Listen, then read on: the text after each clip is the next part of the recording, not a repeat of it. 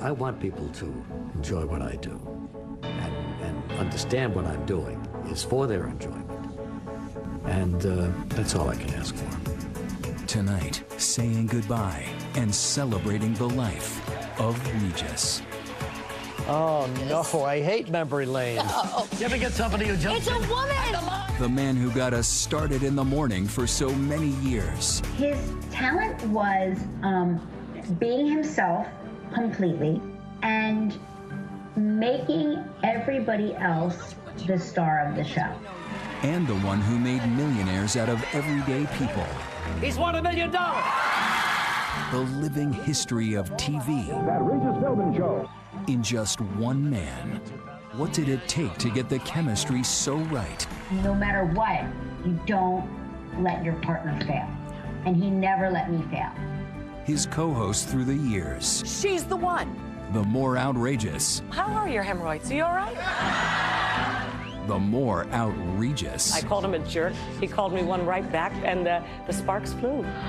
The moments you'll always remember that turned funny business into TV gold. It's hurting my arm! Tonight, we're taking you back to where it all began. Give me the dirt. What was Regis like as a kid? And to his last interview ever with Jimmy Kimmel. Regis, no one will ever be better at doing this than you. No one, never.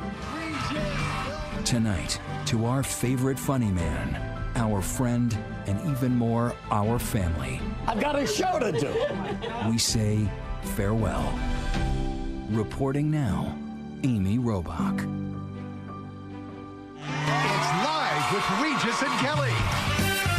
From Live Don't look at him! to Who Wants to Be a Millionaire, Wants to be a millionaire. his one-of-a-kind wit and warmth brought smiles to viewers for decades. A familiar and welcome household staple. Tonight, tributes are still pouring in for Regis Philbin after his death of natural causes at 88 years old on Friday. From David Letterman, Regis is in the same category as Carson, superlative. To his former co-host Kathy Lee Gifford, Regis, there will never be another. And the Philbin family expressing their gratitude for their time with him and his singular ability to make every day into something worth talking about. And for this broadcast, I was able to spend some time with the last person to sit side by side with Regis on the set of Live, his co-host of 11 years, Kelly Ripa. Regis was a man with such youthful energy. What went through your mind when you heard the news? There was a moment where I had this incredible hope that it was somehow misreported. I thought, oh, is he going to have a field day making fun of this story? Because it seemed like he was somebody that would be here forever. When the news finally settled in, who did you think of first? I thought of Joanna and JJ, his daughters, of course, Joy, whom he worshipped. Joy was everything to Regis, absolutely everything. And then my thought went to Kathy Lee. Those were Regis's women. And now, here's Regis and Kathy Lee. Hello, everybody. Let me get your umbrella for you, Mr. Philbin. I love this. And when 2020 celebrated his retirement in 2011 with a Katie Couric special, Regis revealed some of the secrets of his success, including a peek at a backstage routine that was virtually the same for nearly 3 decades. I've got a show to do. A preview of the day's tape package by 8:30. Here we go. Roll it. A newspaper delivery at 8:40, courtesy of his wardrobe consultant, Goldie. And Goldie's here. His main job is $7,000 a to week. give you For the- what? give you- For what? And at 8:45, a read-in on the rundown by executive producer extraordinaire, Michael Gelman. Oh my God, Gelman just walked in. He's never been this early, but I guess he heard Kelly was I here. had extra camera time if I came early. Yeah. Okay, what time is it? 30 seconds. Now, here are Regis Philbin. Then at 9 a.m. sharp, ready or not, Live went live. Unvarnished, unrehearsed, and unscripted. What you're looking at here is guerrilla television. You might say Regis put the real in reality TV. Well, whatever reality we can make on our show, that to me is interesting, you know. Bruno, how are you? Nice to see you. And while on that farewell tour 2011, Regis took Katie out for lunch at his favorite Midtown Manhattan restaurant, Circo. This was awfully good. Where they discussed his storied career. Grazie, Bruno. Thank you. After all, he'd been a ubiquitous presence on television for 50 years, shattering his own world record for the most time of anyone on the air. And in case you're keeping score, it now stands at 16,746 and a half hours. From Sportscaster John Hufnagel will be the quarterback when the Broncos take the field against the New York Jets Saturday night. to news anchor Today, the White House subpoena hearing is in court again. to red carpet reporter. Where'd you get this dress? Well, I had this dress made just for this. And how? Everything was... I wanted to look like old Hollywood. Is there anything you wish you had done that you haven't? I wish I didn't have to wait till I was in my late 50s before the good part of my life started in this business.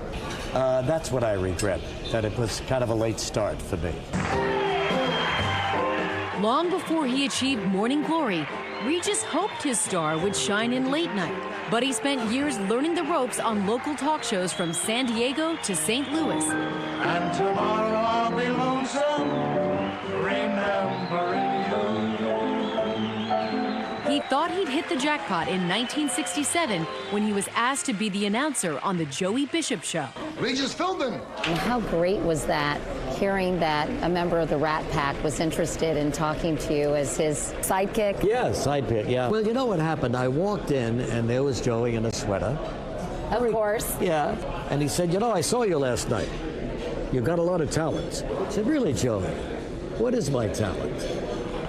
I could never do that now, but I threw it right back, and all of a sudden, I had Joey on the defensive, thinking, what is his talent? What were you thinking? And I'm thinking, maybe I shouldn't have asked that, you know? But I said, well, this is going to be good. And he took his time, and he stood up, and he finally said, I'll tell you what your talent is. You are a great listener. I said, what? A great... That it? This coat does something to you. I don't want you to wear it again. He listened to Bishop's banter for 3 years, but competing against Johnny Carson was too tall an order. Hi, everybody, and Merry Christmas to everybody.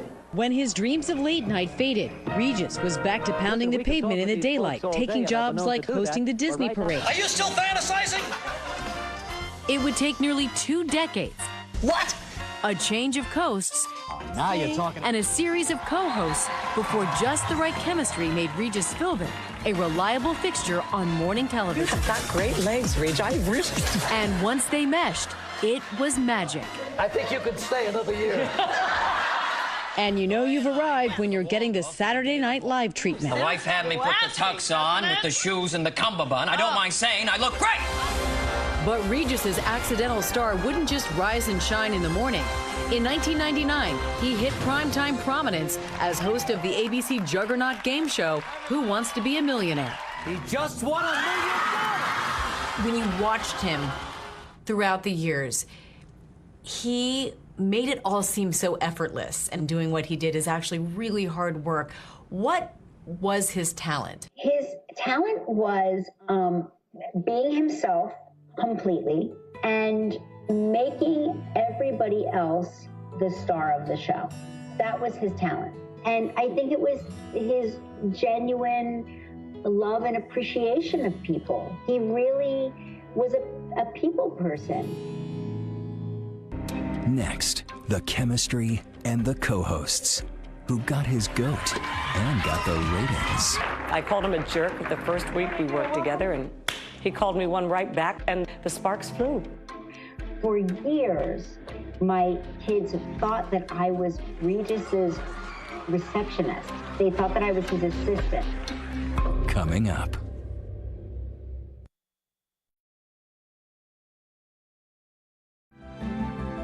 Once again, Amy Robach.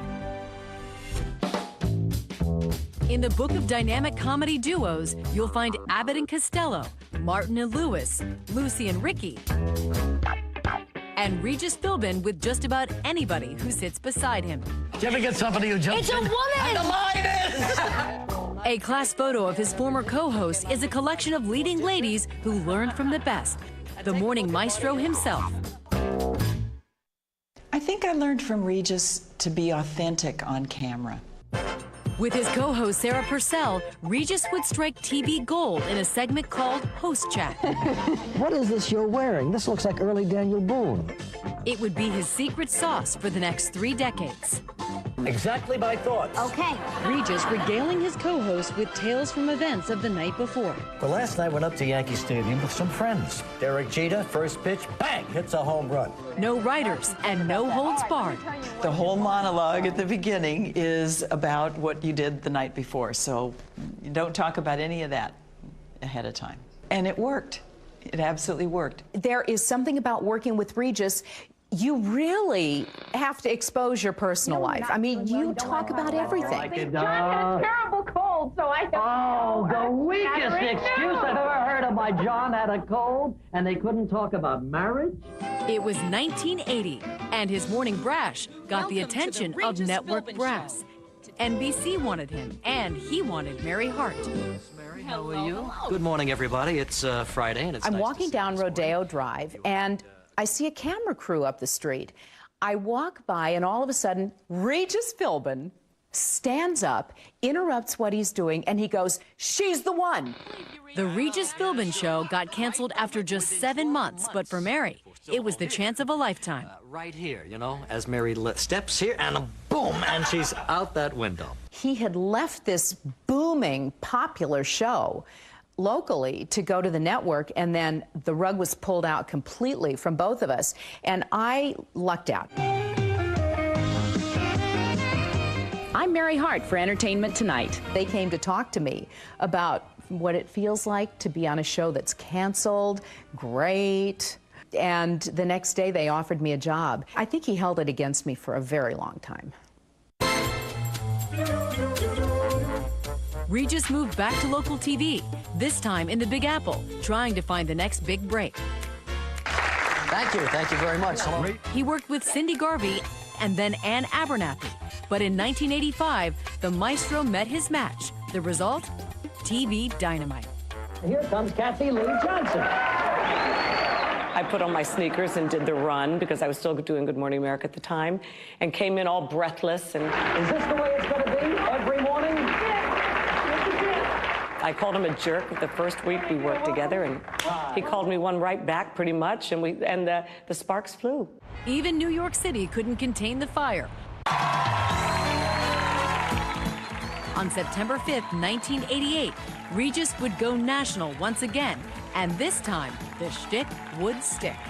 By the way, I haven't asked you in a while. How are your hemorrhoids? Are you all right?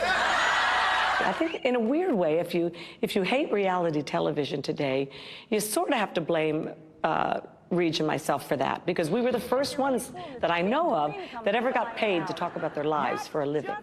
You've been wanting to do this for 13 years, haven't you? This is as close as you're going to ever get, believe me when I tell you. It seems so real that people actually thought Regis and Kathy Lee were married. Is she cute? Is she a doll? She my woman. Even now, after 11 years of not being with him anymore professionally, Regis will announce his presence as he's coming through the door. That's right, Regis is here. That's right, the king, Regis, yes, and look who's here. She won't leave me alone. You know, people very often called me Kathy Lee because we happened to resemble each other. And people would see him with a redhead and think it was, of course, Kathy Lee. Yesterday we had one of our many crises. Oh, you mean because we were not speaking? And we... The most frequent substitute co-host from 1975 on was Joy Philbin, who shared a lot more than a stage with Regis. Women have asked me if I have had to deal with any jealousies, because after all, he does spend a lot of time with very beautiful, very smart women. We have been married so long that those worries have sort of dissipated. No funny business with his co-host, but Regis still managed to create a whole lot of funny. Oh my gosh, one of my favorites was we were the first ones to put on those sumo wrestling outfits. And I screamed. Where does the tweet come? I mean, the distance. The distance? Yeah. I don't know what that means. You know, the space. Space bar! Regis's last live co-host was Kelly Ripa, who landed the role when she was a soap star, working across the street from the live set. You get your first job hosting in television, sitting next to Regis Philbin. What did you learn from Regis over the years? I think my biggest takeaway from the 11 years that I shared with him was that you have to be yourself. You cannot be one person on camera and a different person once the audience is gone. You have to be who you are. And no matter what, you don't let your partner fail. And he never let me fail. You had 2 of your 3 children while you were on the show sitting next to Regis. This amazing footage of Regis babysitting your kids. When you watch that footage back, what goes through your mind? I got particularly emotional when we saw those clips. There was a moment where Regis is brushing Lola's teeth and she's staring at him. And he said, "You're a genteel little lady." You're a genteel little woman, you understand? And it was the way he spoke to her very softly. And I was like, that's the father of daughters. What did you do last night? I know you bathed the kids, you went to bed. That's nice. The Halloween shows that you all put on were legendary, to say the least. What was that like? No matter what, if we were Mary Kate and Ashley, no matter who we were, Regis was always Regis. Yes. Is that a yes or is that a no? It didn't matter if he was wearing a wig and a dress. He never broke from Regis. Even when he tried to, if he was, somebody from the Jersey Shore, he was still Regis. And what a night I had last night. You were everywhere. And Regis really had this unique ability to draw you in. He would tell a story. You would be on the edge of your seat. You would think, and then Regis is going to save the day. And then he would flip the story on its head, and he would be his own foil in the story. Finally, I couldn't stand it anymore. I stood up and George said, "Where are you going?" I said, "I'm to the bathroom, George." It was just magic. Thanks, everybody. Next, a Bronx cheer. Back where his showbiz dreams began, he wasn't batting 1,000 then. He did it! Coming up.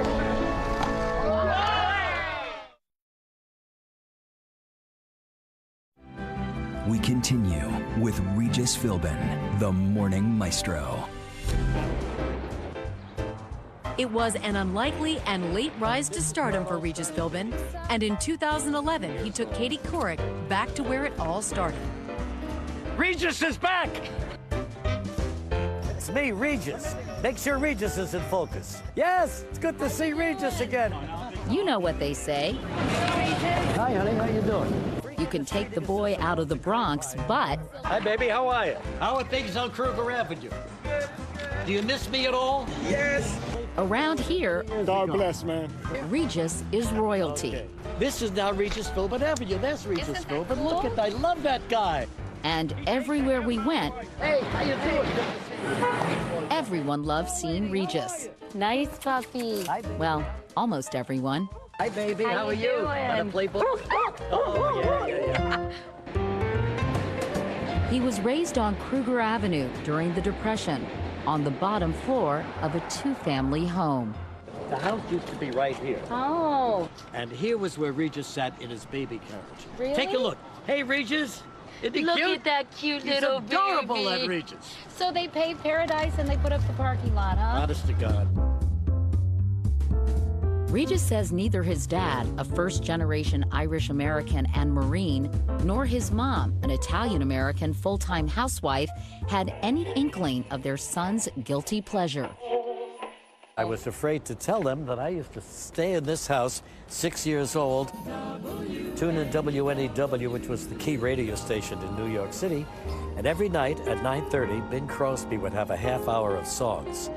I thought he was my friend after a while, and we had not a date, but it was time to spend 30 minutes with Bing every bloody night. What were some of the songs? Every time it rains, it rains. If you listen to the words, pennies from heaven, Don't you know each cloud contains pennies from heaven?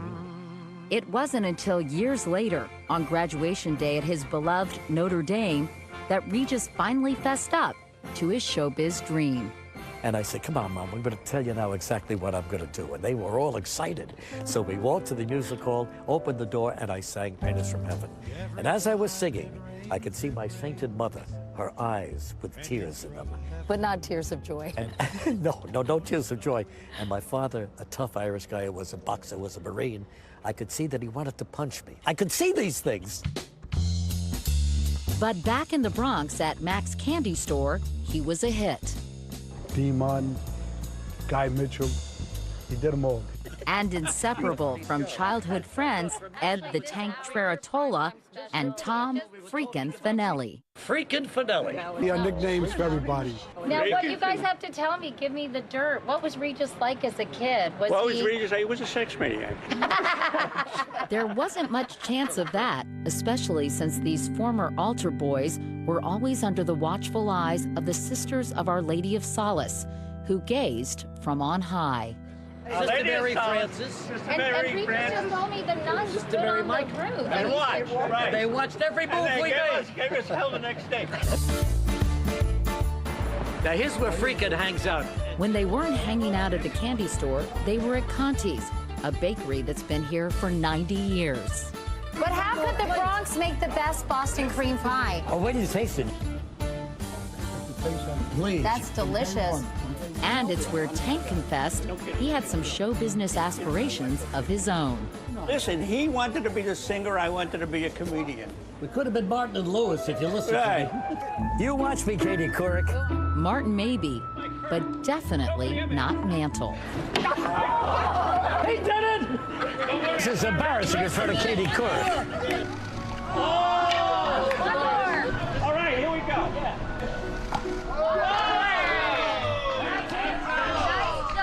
That's it for you, Katie. Sit while you're ahead. Yeah, you bet.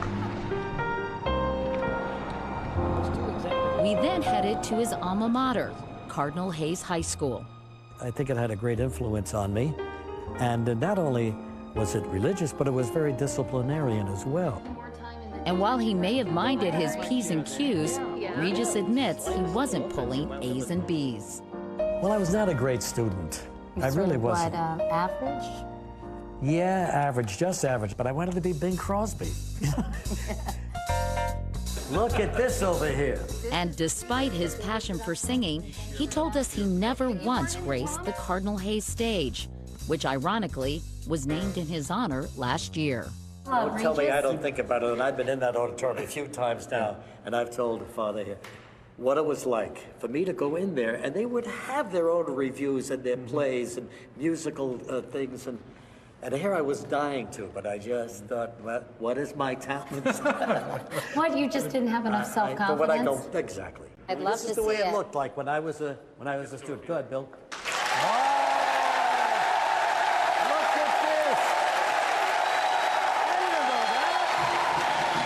The entire graduating class of 2012 decided to surprise their famous alum.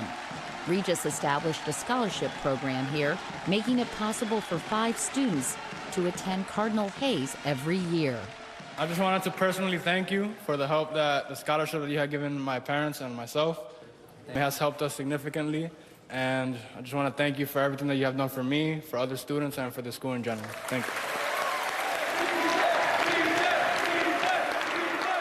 One thing that I'd like to pass on to all of you is what I told Katie outside, that how sorry I am that I didn't participate in something that I wanted to be a part of.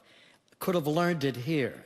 And if any of you have any of those dreams, and you're doubtful that you have the ability or the talent to fulfill that dream, you know, don't be frightened by it. Just dive in. So it thrills me to come back here. It thrills me to see all of you guys. I'm very proud of you, believe it or not. And pursue your dream. I know that's an old hackneyed saying in my business, but whatever you want to be, you're good enough to be. And you know why? Because you're a Hayes man. Thanks, guys. Now that's a Bronx cheer. Thank you, buddy. Hey. next. The next clip I put in the category of get it while you can. Uh-oh. We're going to the screening room. No, you kiss me over here. The stories behind some of his favorite TV memories and yours. Next! When we return.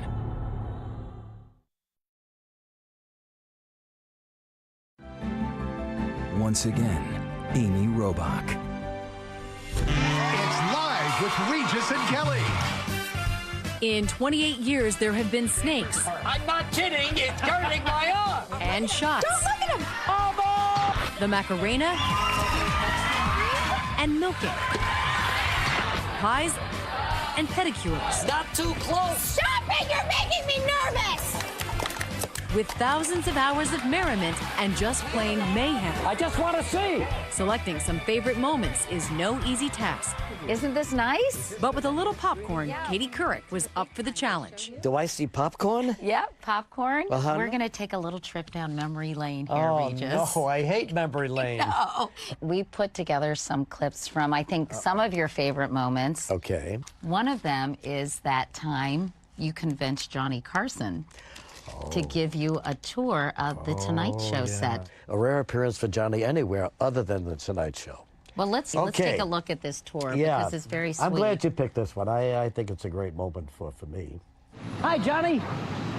Johnny, it's me, Regis. You've been reduced to this. Sure, you want to see Johnny Star? Come on. Got Johnny here, the king.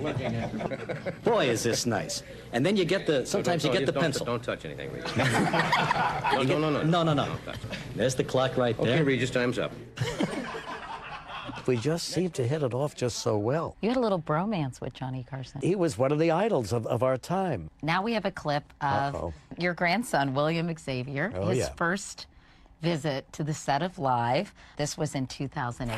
Okay, you asked for him, and now here he Nice comes. pants. His parents, Mr. Why am I wearing red pants? Here's Mr. Trouble, William Xavier. Oh my God, look at him. Let's see how much William Xavier looks like his grandfather. Here we go. Most grandparents have their little brag book with their photos of their grandkids, and you get to tell millions of people about your grandkid. I don't want to make a pest out of myself. I think people feel like you're a member of their family, don't you think? I hope so. That's what the show really is all about. Now, this was your first show after you'd gotten triple bypass surgery. Yes. And Dave came on. It was very funny. Look, Regis, don't be a hero. If you need to lie down, Kelly and I, we can finish up here. This is good. A couple of heart patients. This isn't a TV show. This is a recovery room, ladies and gentlemen. As long as I've known Regis, he's always said yes. He's always been a friend. He's always helped when we needed him. He's always gone above and beyond. And I've always felt like the balance was completely out of whack. After your bypass, did you suffer from depression at all? Because a lot of people do. It gave me pause to think, you know, you're not indestructible and you're not going to be around forever. Yeah, you're very thankful that you went through it and it worked out. Now we've got some of my favorite clips, Regis. Uh-oh. And one thing I always admired about you was that you were always on the cutting edge of the latest technology. You helped introduce people to new gizmos. See, I don't know and if you're gadgets, kidding or not. And let's take a look. Now there is a revolution in communications industry. Now you can send a card, a newspaper, a whole book on a fax machine for the price of a telephone call. Rich, they've been around for a long time now. Why are you just now getting excited about fax machines? Let me ask you something. How many people here heard about fax machines before this show? You're embarrassing. How embarrassing. You did not! You're just doing that to aggravate me! You have a cell phone at least? Yeah, but I never use it. I Really? don't even know what the number is. Really? Yeah. But you use a computer, right, Regis? No. No? No. Really? No. I don't. Wow. I need it. You got to sit there and type something out on a computer. It's ridiculous. It really is, and you know it. One thing I noticed as I took my little trip down your memory lane. My memory lane. You like to show off the bod, Regis. Oh, no, I don't really. What is it? What are we watching here? I'm taking off my pants now? Oh, God. With the long Anything socks. for a laugh, With right, the long Regis? socks. And still got the pants on my shoes. Somebody help Regis. Oh, my God. Stop with that. Can you believe you did this? Oh. Oh, and just recently, Regis. Oh, this is with Snooki. Snoozy, whatever her name is. Snooki. And she's saying, take your shirt off. Look at you. Oh, for God. See what age does to you? I think you look pretty darn good. Oh, my. You are the big 8-0, Regis, and look at you. Anyway. Next! Next! All right, now, the next clip I put in the category of get it while you can. Uh-oh. God only knows what this is. No, you kiss me over here. Oh, this is my old trick. Come on, Alicia. You won't go to jail, We'll will you? make him real jealous. We'll make him real jealous. Regis's big thrill. You and Alicia Keys, Regis. They all come sooner or later to Regis. Now we have a moment. The last big goodbye on Live was when Kathy Lee left. Oh, yeah. And this is quite touching, I think. Little song I wanted to sing to you that kind of sums up my feelings and all of our feelings about you. Thanks for the memory. You've been a lifelong pal, boosted my morale, got me enjoy a hefty discount, cruising carnival. The room was small. Thanks for the memory of all the fun and tears through all the years and years. Our hosts chat every day. Now you're on your way. Forget it all, but please recall I love you so much. So sweet. It was Next scene. Next, from one millionaire maestro to another, The return of the king. Regis's last TV interview with Jimmy Kimmel. Regis, before we wrap it up, I have a question for $25,000. Yeah. Some final answers when we return.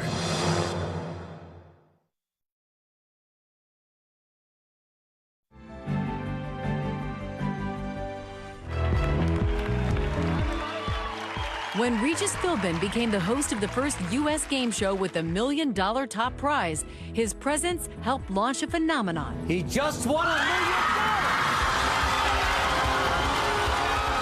And just this past March, in what would be his final television interview, he spoke to the host of the brand new version of the show and devoted fan, Jimmy Kimmel. Here he comes. I was the one who did this years ago. I remember. You don't remember. I do. The king has returned. The return of the king. How are you? How are you? Good to see Gosh, you look fantastic. So do you. How are you doing? I wish I had that. Yeah, I could put one on you. Oh, I bet you can. Shall we take a look at the set? Let's do it. Okay. Well, Regis Philbin, Look at this. this is it. They did it very well. They did a nice job Nice with job, it. yeah. It would make for a beautiful living room, I think, for, for someone. We've got the panels, chairs, we've got the questions. Wow. We've got the dollar signs. You've even still got the shiny tie, which makes me feel good. That's right. Yeah. And look up there. That's a. Oh, and here too. Yeah. You want to go sit? Shall we have a little chat? You look good, Regis. You're very trim. Now, which one is you? I think I'm over there, and you're right All here. right. Mark, I'm very happy to see you. I haven't seen you in a while. I know. It's been actually years. You don't call me anymore. Well, that tie is kind. Is that one of the classic Regis ties? Can we look at the back and see what's going on there? yeah, here you go. Oh, that says. What is it? I think it says Mario Cuomo on it. No, that is not a Regis tie. Yeah. So I imagine you must have a closet full of those. I do. I really do. Can I have one of them? You're kidding. Will you send me one? I will. Okay, I good. will. All right. And then I'll send you a shoe or something. Oh, good. Yeah. I could use that. You built this house. This is. I'm looking around and I'm seeing a lot of people and a lot of things that are here now. It's like being inside a slot machine. Regis, no one will ever be better at doing this than you. No one, never. Didn't seem too sure about that one, but you nailed it. Now that's funny, come on. And I'm not just being false humble by saying that. It's true. Really? You're the best. And that's why people love this show. I mean, it's a great game, but Regis is the reason. You really were such a great host of this show, thinking on your feet, making people feel comfortable, and really, more than anything, recognizing that this could be a life-changing experience for a lot of these people. Did you ever feel the gravity of that? Somebody coming in and winning or losing? Well, yes, I did. A huge amount of money? A lot of them did that, too. Yeah.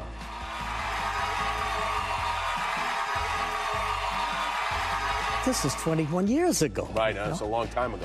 I loved doing the show. Final answer? Final answer? Is that your final answer? When you're at a restaurant, or do they ask you if that's your final answer when you order something? Once in a while. Yeah. But that's gotten older. You know, nobody says that anymore. People don't say it anymore. We love you, Regis. You're a great guy. You too. Thank you so much. Thank you. Next, a legend on his legacy. What I'll miss most after all these years is... When we come back.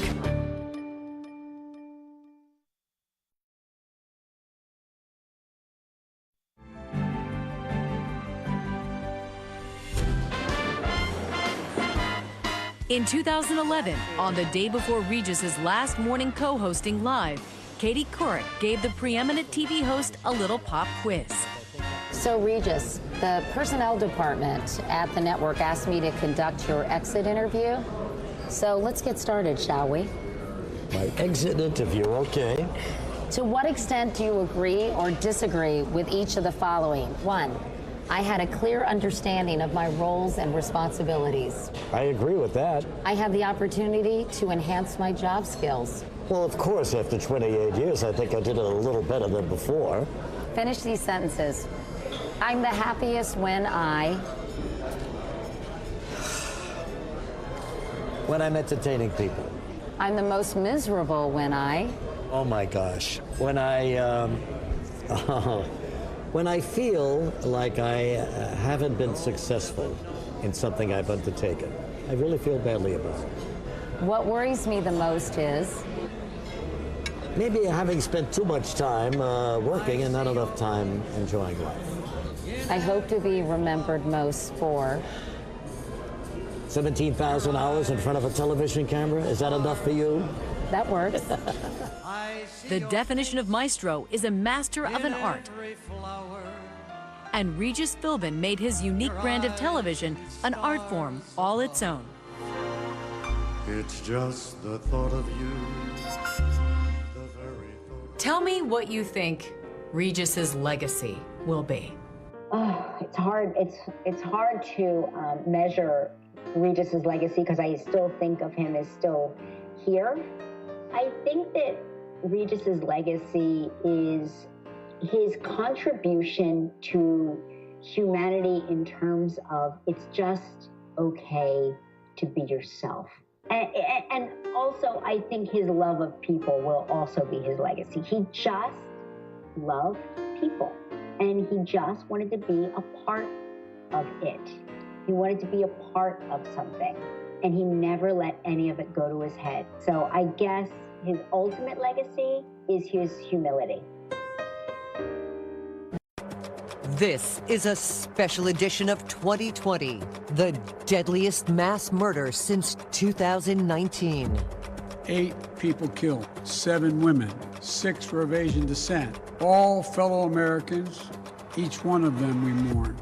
Fear, brutal assaults, and hate, all in the shadow of a pandemic. The shootings took place as violent hate crimes and discrimination against Asian Americans has risen dramatically over the last year and more. Why is this happening?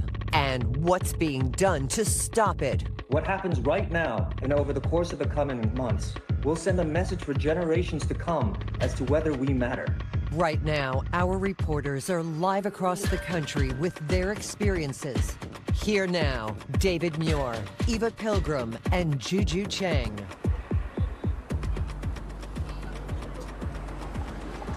Good evening and welcome to a special edition of 2020, Murder in Atlanta. We come on the air tonight with a nation angry on edge and grieving over the wave of attacks against Asian Americans here in the U.S. Millions were stunned by a gunman's shooting rampage here in Atlanta, killing 8 people, 6 of Asian descent. Tonight, we are learning more about those 8 victims. And Juju, we were all watching as President Biden and Vice President Harris came before the cameras in Atlanta late today after meeting with Asian American leaders, community leaders, in the wake of the shootings. The president calling the meetings heart-wrenching. The president addressing the skyrocketing spike in attacks against Asians in the U.S., calling it a year of living in fear. And Vice President Harris, who is Black and Asian American, addressing the loss, the pain, and the work that's now needed. 6 out of the 8 people killed on Tuesday night were of Asian descent.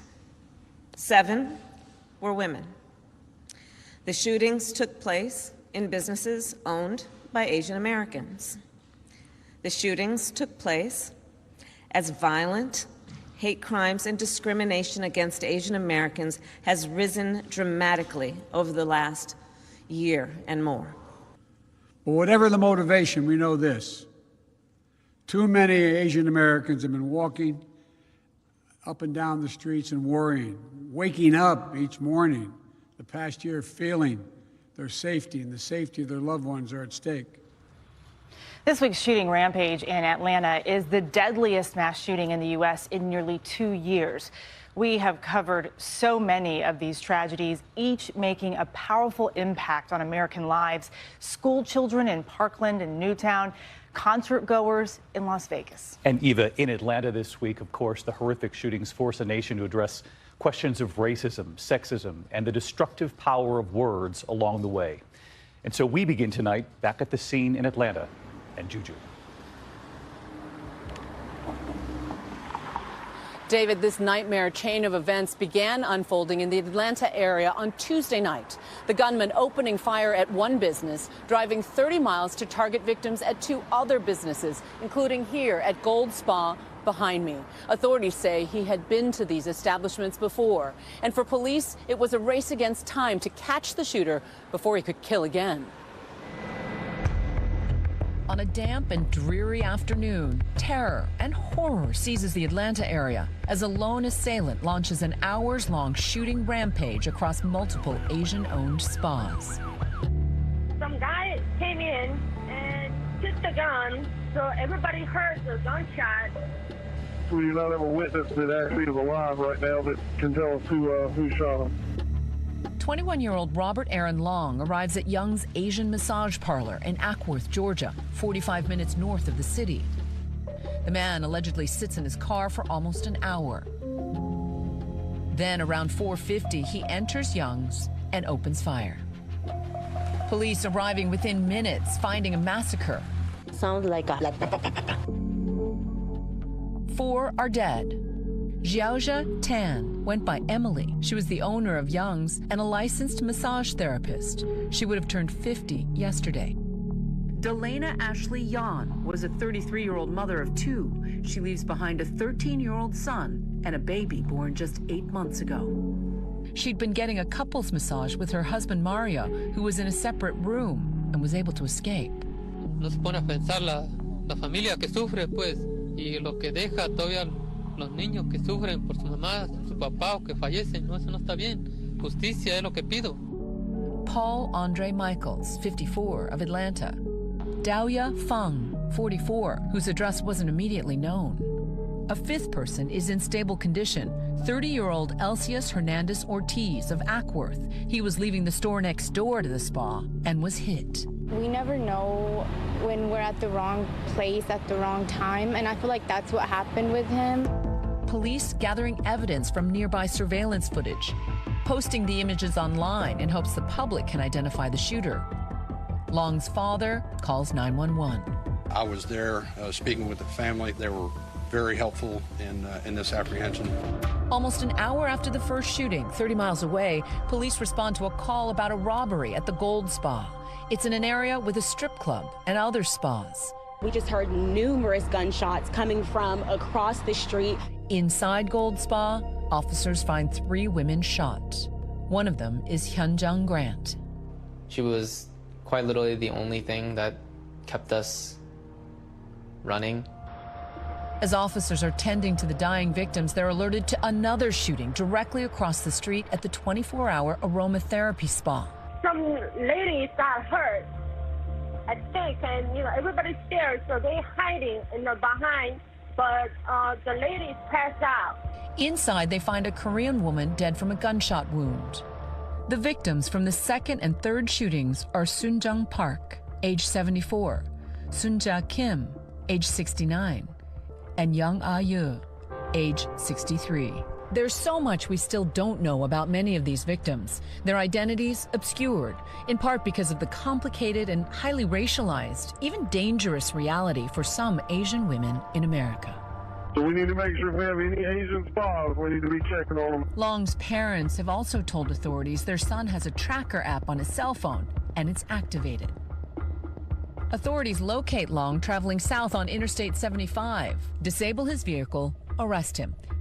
He apparently has an issue, what he considers a sex addiction, and sees these locations as something that allows him to go to these places, and it's a temptation for him that he wanted to eliminate. It's the biggest mass shooting in this country since 2019, coming in the midst of an enormous spike in crimes against Asians and Pacific Islanders. This week alone, an 83-year-old Asian man assaulted, parts of his neck fractured, a 59-year-old Asian man beaten, nearly blinded in one eye, and a 76-year-old Asian woman punched in the eye, left bleeding. For over a year, Asian Americans have been fighting an additional virus of hate and bigotry. Our community is bleeding. We are in pain, and for the last year, we've been screaming out for help. The fear in the Asian community, especially in Atlanta, now at crisis levels. How's it going? Irene Pan owns a spa just a few minutes away from where the shooting took place. When the sheriff's office said, oh, it's not race, it's just sex addiction. I really don't think so. My worker is kind of concerned to come to work right now. Some people is crazy. I mean, they come without to say anything or argument, just shoot you. She's now considering buying a gun for protection.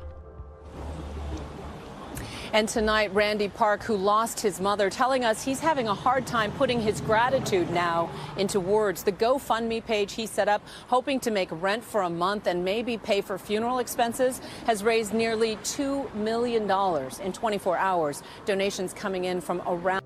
When I'm alone. What do you miss the most? Her. All of her. Yeah. How do you want your mom to be remembered? That she's a great mother. She wants us to have a good life.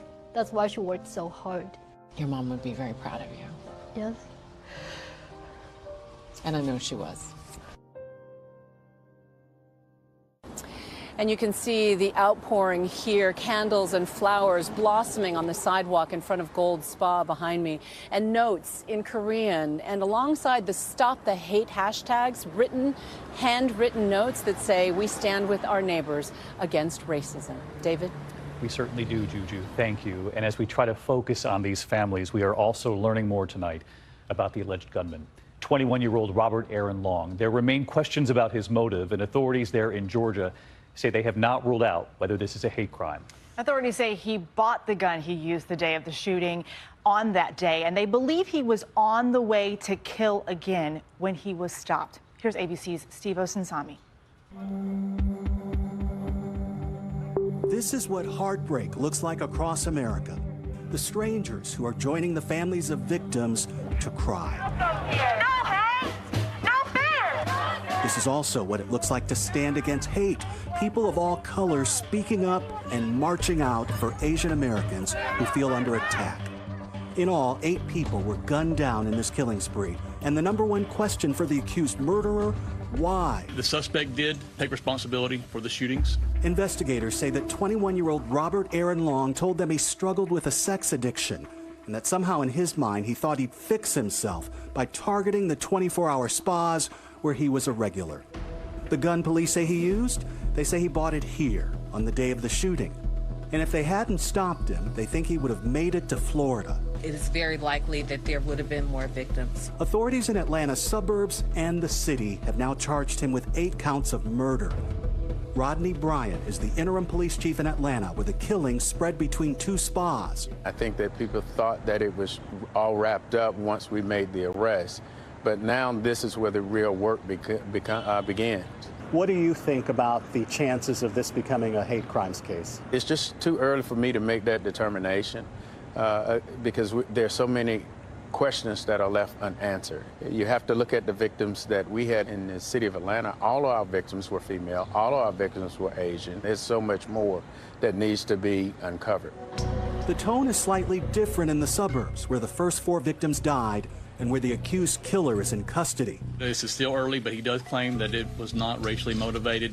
The sheriff's office in the suburbs is having to defend itself after their spokesperson came across to some as racially insensitive, saying this about the accused gunman. He was pretty much fed up at the end of his rope, and yesterday was a really bad day for him, and this is what he did.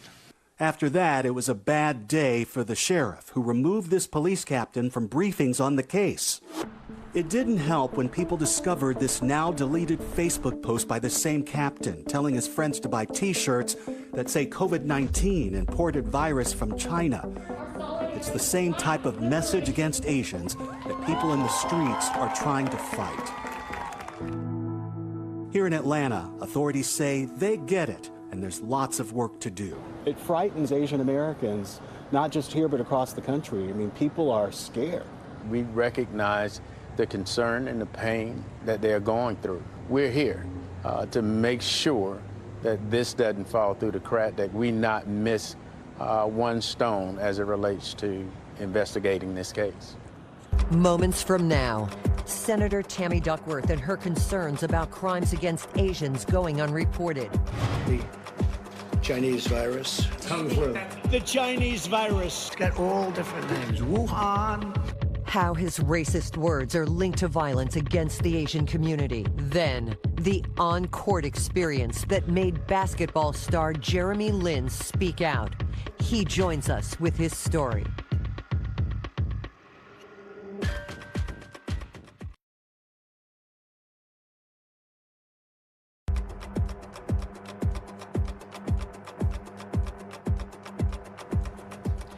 Welcome back to this special edition of 2020. There were powerful and raw moments on Capitol Hill late this week. Testimony about the rise in hate crimes and discrimination against Asian Americans. Illinois Senator Tammy Duckworth adding her voice to so many others, demanding action when it comes to crimes against Asian Americans, most often going underreported in this country, and the destructive power of words used over the past year during this pandemic. I asked Senator Duckworth about all of this just a short time ago. Senator Duckworth, thank you for being here tonight. I know you testified on Capitol Hill late this week, the first hearing on Asian American hate in this country in more than 3 decades. You were very honest about what you've seen, and it's great to have you with us here tonight. I did want to get your reaction, first of all, to President Biden in Atlanta tonight. He said words have consequences, that this should be called coronavirus, full stop. Vice President Harris said in the last year that leaders with the biggest pulpit in the world were spreading hate. Do you agree with that? Do you see a direct connection, words that were used during the pandemic, with this rise in hate against Asian Americans? Yes, I do see a direct link between the, these hateful terms that President Trump has used and many of his supporters have used to call the coronavirus, and really, it's just this further effort to scapegoat and shift the blame away from his own failures onto the Asian American community. But unfortunately, it has grown into an all-out attack on Asian Americans across this country, and that's just simply not acceptable. You have called for formal investigations into crimes against Asian Americans in this country that you say go underreported and have for many years. You heard what the FBI director said, Christopher Wray, in the last 24 hours, that what we saw in Atlanta this week, he said that it does not appear the motive to be racially motivated. Do you agree with him on that point? Is this bigger than that? I think it's too soon to know exactly what the motivation was in Atlanta. I will tell you, though, that the issue is much bigger than the shootings in Atlanta. We have seen that race crimes, hate crimes against Asian Americans have risen by over 150% in the last year alone in our major cities. I wonder if you took note that we heard from both President Biden and Vice President Harris that whatever the motivation, they seem to put that right to the side today in addressing the American people, that this is bigger than that we must acknowledge that Asian Americans over the last year in particular, the president said, wake up in fear of verbal attacks. It talked about the attacks on Asian Americans, both verbally and that some have been physically attacked, have been killed, that this is real, and that regardless of what we've seen just this week in Atlanta, and however this is labeled by the local authorities ultimately, that we must have a bigger picture here about what's going on.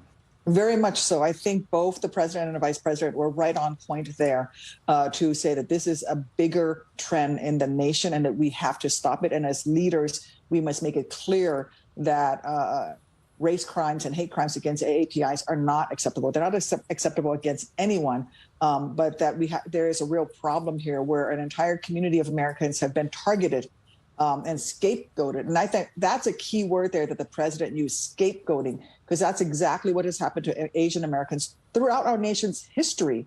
I'm curious, Senator, we heard from that brave son here. He and his brother left without their mother, Hyun Jung Grant. His name is Randy. He penned a letter about his mom saying she is a single mother who dedicated her whole life to providing for my brother and I. She was one of my best friends, he said, and the strongest influence on who we are today. I'm curious, how do people watching who feel for that son, who feel for all of these families here, and who want the hate to stop, and are wondering at home tonight, what can I do as a lone American? What would you say to them? What I would say to them is stand up and speak out when you see instances of racism happening. You have to call out bad behavior instead of turning the other way. We've had Asian Americans attacked in public places and no one comes to their aid. No one comes to their rescue. It happens on a daily basis. Somebody makes racist comments in a grocery store. My own mother, when she goes grocery shopping sometimes, has to endure racist comments, from other shoppers. And the people around them may hear but say nothing. So, every individual can make a difference. You can teach your children that these are racist terms and this is not acceptable. You can model the best behavior and call it out when you see it happening, because it's happening all over the country. Hopefully we've started that conversation here tonight. Senator Duckworth, thanks so much for taking the time for us. Thanks for having me on. Senator Duckworth with us tonight, making it very clear everyone has a role to play, and she really does believe that Americans are not powerless in this moment. And that we can all play a role to call it out and stand with our neighbors. Such an important message, David. And President Biden delivering that powerful message in Atlanta earlier tonight, that words have consequences, reiterating this is the coronavirus, full stop. President Biden saying the use of hate words and hateful acts must come to an end. Here's ABC's Zareen Shaw. Condemnation of the recent rash of anti-Asian violence from President Biden and Vice President Harris, the country's highest-ranking Asian American official. A harm against any one of us is a harm against all of us. Saying hateful words and deeds against fellow Americans must stop. We cannot be complicit. We have to speak out. We have to act. A call for action during the nationwide rise in COVID-fueled attacks on Asian Americans. Videos like this sparking outrage. The senseless death of 84-year-old Thai immigrant Vichar Ratanapaukti knocked to the ground while on his morning walk, spurring many to stand up against anti-Asian hate. Seeing these elderly Asians just being attacked viciously, I really was paralyzed. Actress Olivia Munn says her friend's mom was attacked, captured by surveillance cameras. We've been hearing about these attacks for a long time, and especially during the last year when the pandemic was weaponized against Asian Americans. While not all attacks have been physical, the weaponry of xenophobic words can cut just as deep. Asian piece of Oh my God. Then we have Torrance Karen. Go back to whatever Asian country you belong in. It is something in the psyche of this country where somehow it's okay to physically or verbally abuse Asian Americans. We're being scapegoated. Clinical psychologist Dr. Doris Chang has studied anti-Asian discrimination. We've seen an increase in physical attacks. What's the impact of the emotional attacks, the words? Words are extremely powerful. Our former president used a lot of words to describe the coronavirus. The China flu. The China virus. The plague from China. We have to be accurate. Kung flu. Unapologetically, he helped to stoke the fires of anti-Asian violence. You know, the reality is it reinforces a particular association between the virus, something deadly, with a group of people. And language of hate, it seems, begets the violence. Anti-Asian violence is up about 150% in major U.S. cities. And according to an NYU survey, 34% of Asian Americans say they've been victims of verbal abuse since the start of the pandemic. 24% cite workplace discrimination, and 16% say they were spit at. 4 out of every 10 Asian Americans has had one of these experiences directly in the past year. It shows how underreported these acts of violence and discrimination are. But a growing movement of young people refusing to stay silent. We're sick and tired of being invisible and ignored in our country. The pain of the Asian community has been muted for decades. The destructive power of words. And we'll be right back in a moment with former presidential candidate Andrew Yang and his wife Evelyn Yang and her own bravery with what she has faced. The special edition of 2020 continues here in a moment.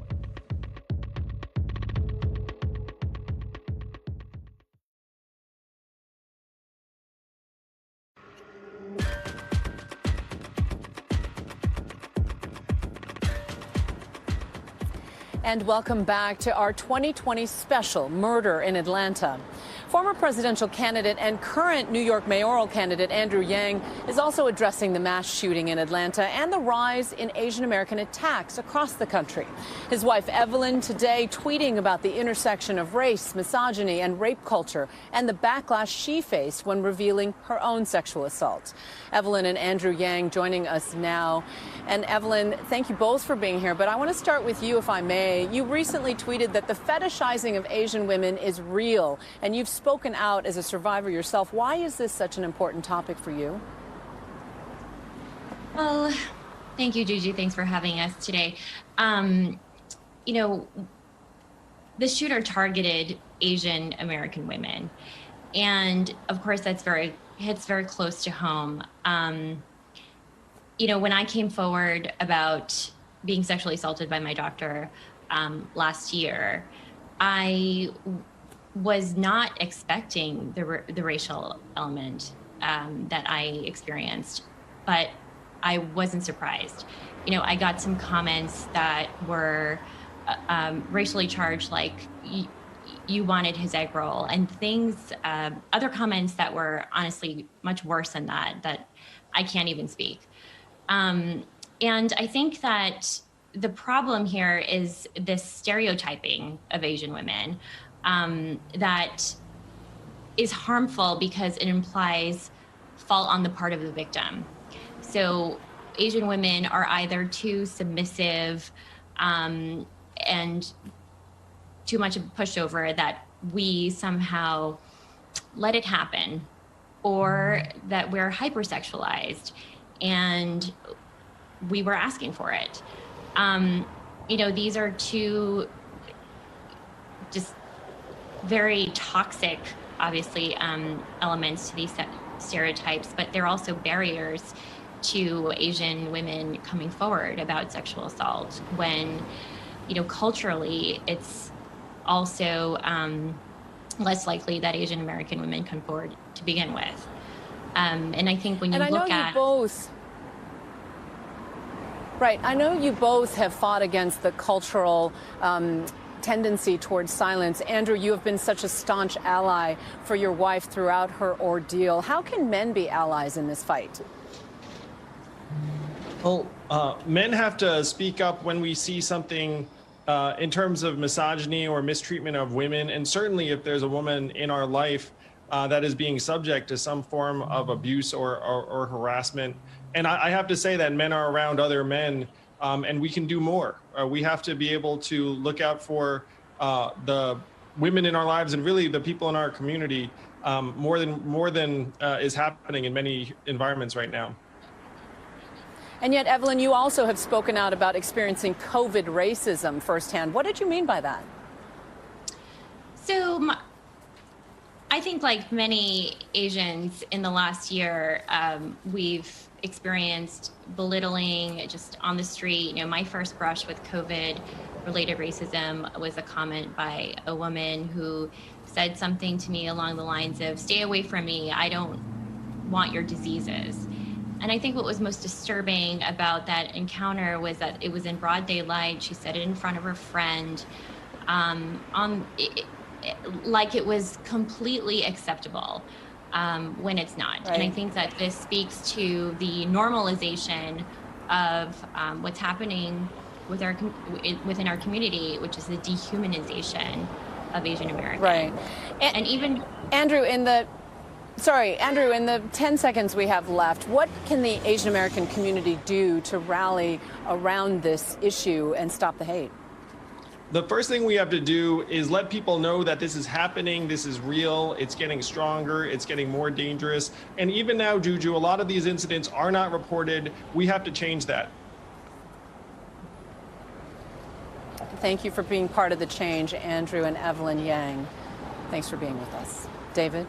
Juju, thank you, and to the Yangs. And when we come back tonight, Asian Americans from every corner of this country, in their own words, on the hurt caused by stereotypes and why we can no longer look the other way. And former NBA star Jeremy Lin speaking out and sometimes worrying he's saying too much. But the moment is here, and he's not about to stop now. We'll be right back.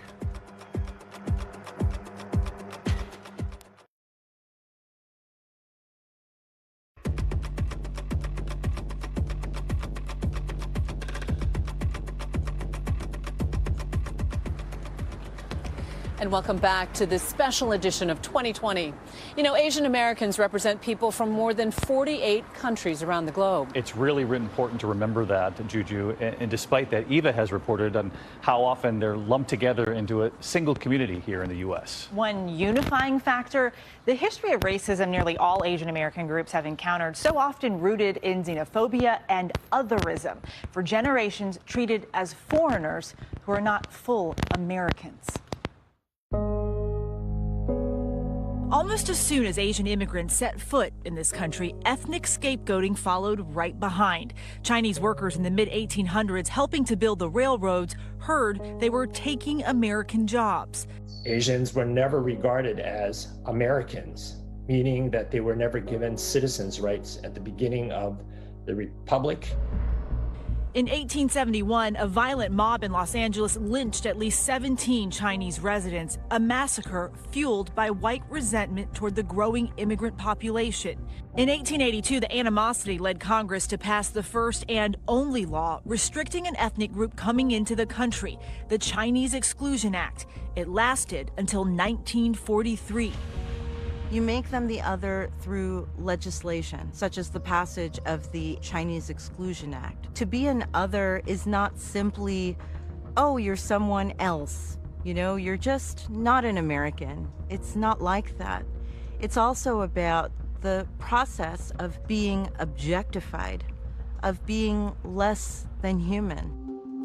Soon after, what many consider one of the most shameful moments in American history, Japanese Americans treated as the suspect enemy in their own nation, placed in internment camps during World War II. 2/3 of those Japanese Americans were U.S.-born Americans, and they were forcibly relocated and incarcerated without due process. For decades, Hollywood has both reflected and reinforced portrayals of Asian Americans as perpetual foreigners, from Breakfast at Tiffany's to 16 Candles. What's happening, hot stuff? Turning racism into laughs. When you see nothing but that clownish, that buffoonish image, that implacably alien image constantly being painted on our faces, then it's so much easier to not think of us as human.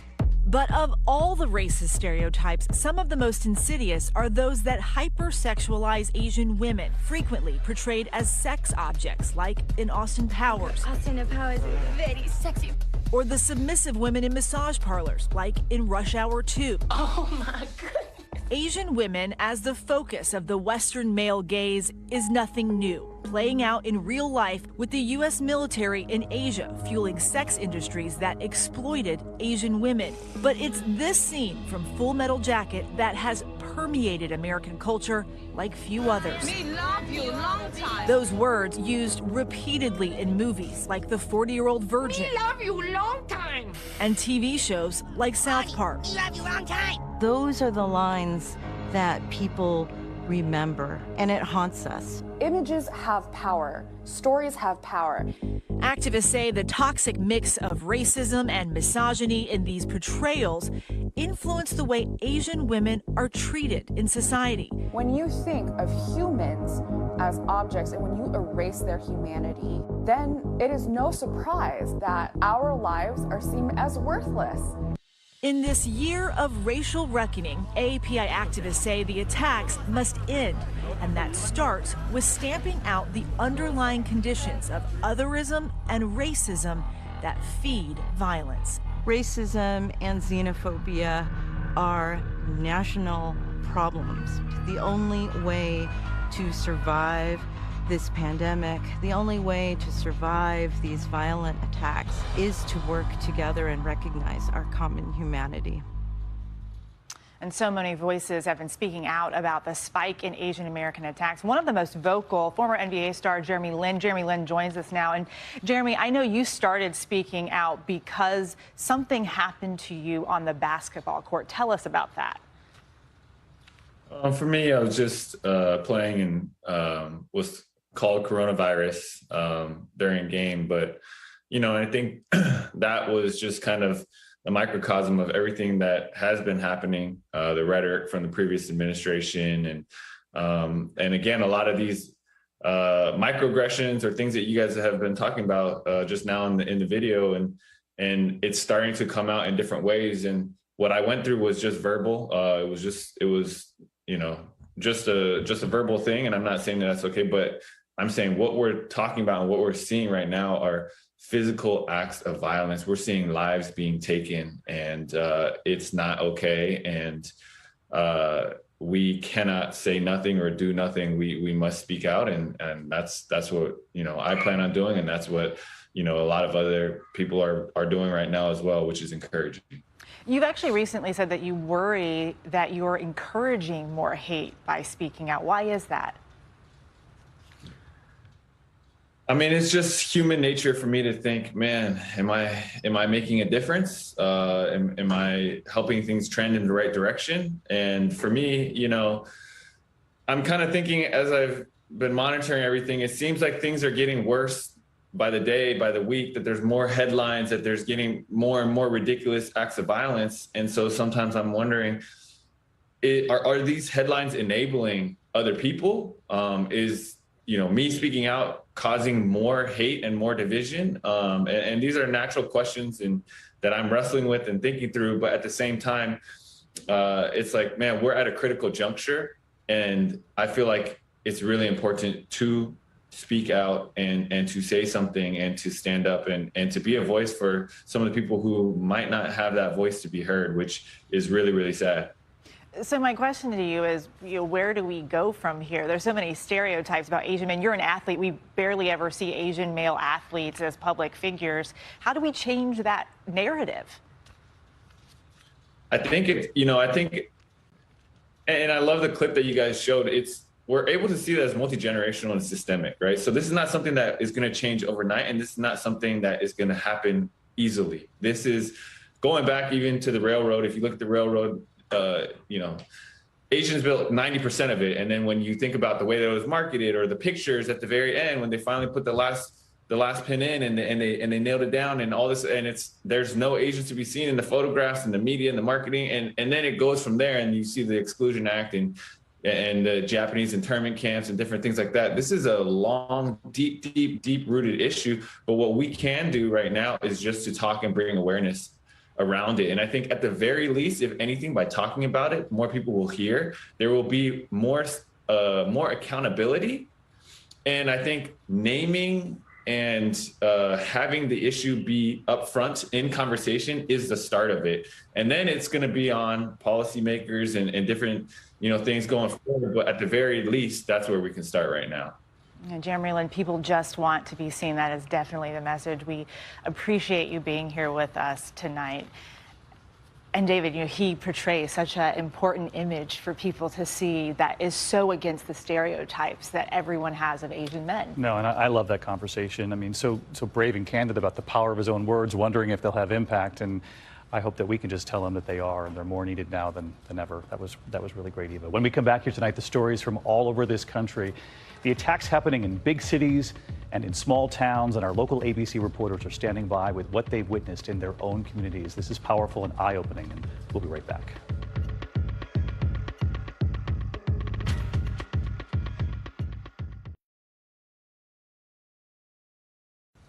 The rise in Asian American attacks making headlines across the country. Communities from New York to Oakland and San Francisco. Of course, the big cities and the small towns all across this country, every incident raising the level of fear and anger, not just in the Asian American community, but really everywhere. And we want to bring in our reporters from some of our ABC stations across the country, beginning with Safan Kim from WABC here in New York. And Safan, we watch your reporting on a daily basis. And I know that you've reported so often on how difficult it is to actually prosecute hate crimes.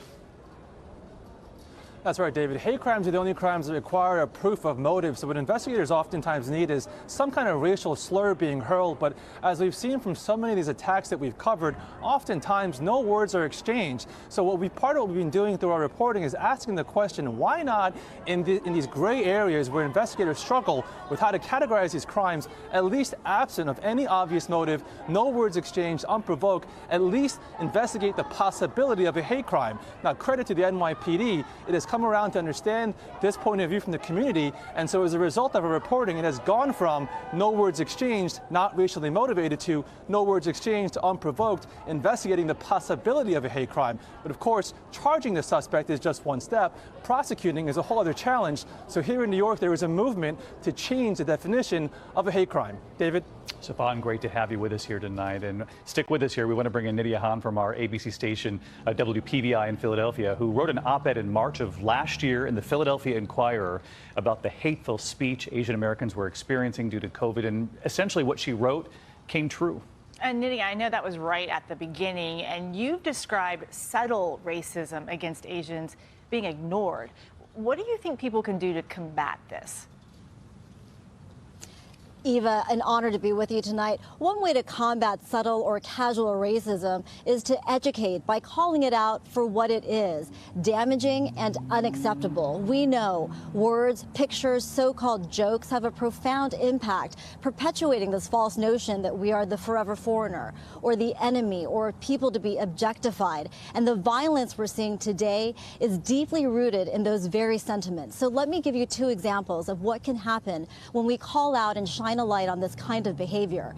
In Philadelphia, a hoagie shop posted a racist menu item, something it called COVID mac and cheese. A labor union board member posted a racist meme on social media.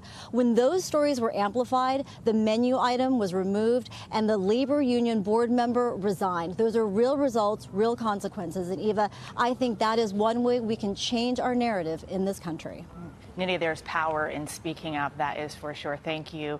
And now we go to Dion Lim from our ABC station KGO in San Francisco. Dion has quite a reputation for digging the stories up there, and a lot of your reporting, Dion, I know has come about because victims have found you on social media. They've used direct messaging because that's where they feel safe enough to tell you about what's happening in your community.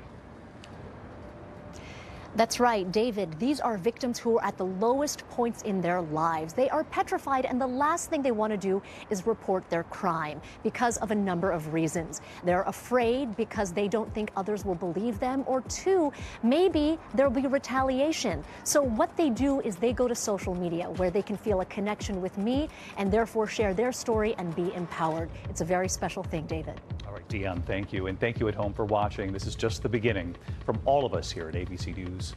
Good night. Tonight, a wave of terror and murder in one American town. And nearly all of the killings have one very unexpected thing in common: a supposed good friend. 2020 starts right now. The first body came out after midnight, but it was only the first. When the murder started, for the most part, they were just another murder. Shauna Hawk, Betty Jean Balcom, Deborah Slaughter. Each one seen individually. Here's another homicide. 2 murders in 2 days. Who is African American. Caroline Love, Michelle Stinson. Another victim to roll out. A lot of women are in fear. I just talked to her, and now she's dead. The patterns of women being killed didn't really add up. Brandy Henderson and 9 others. These 10 murders. The murder count possibly totaling 13.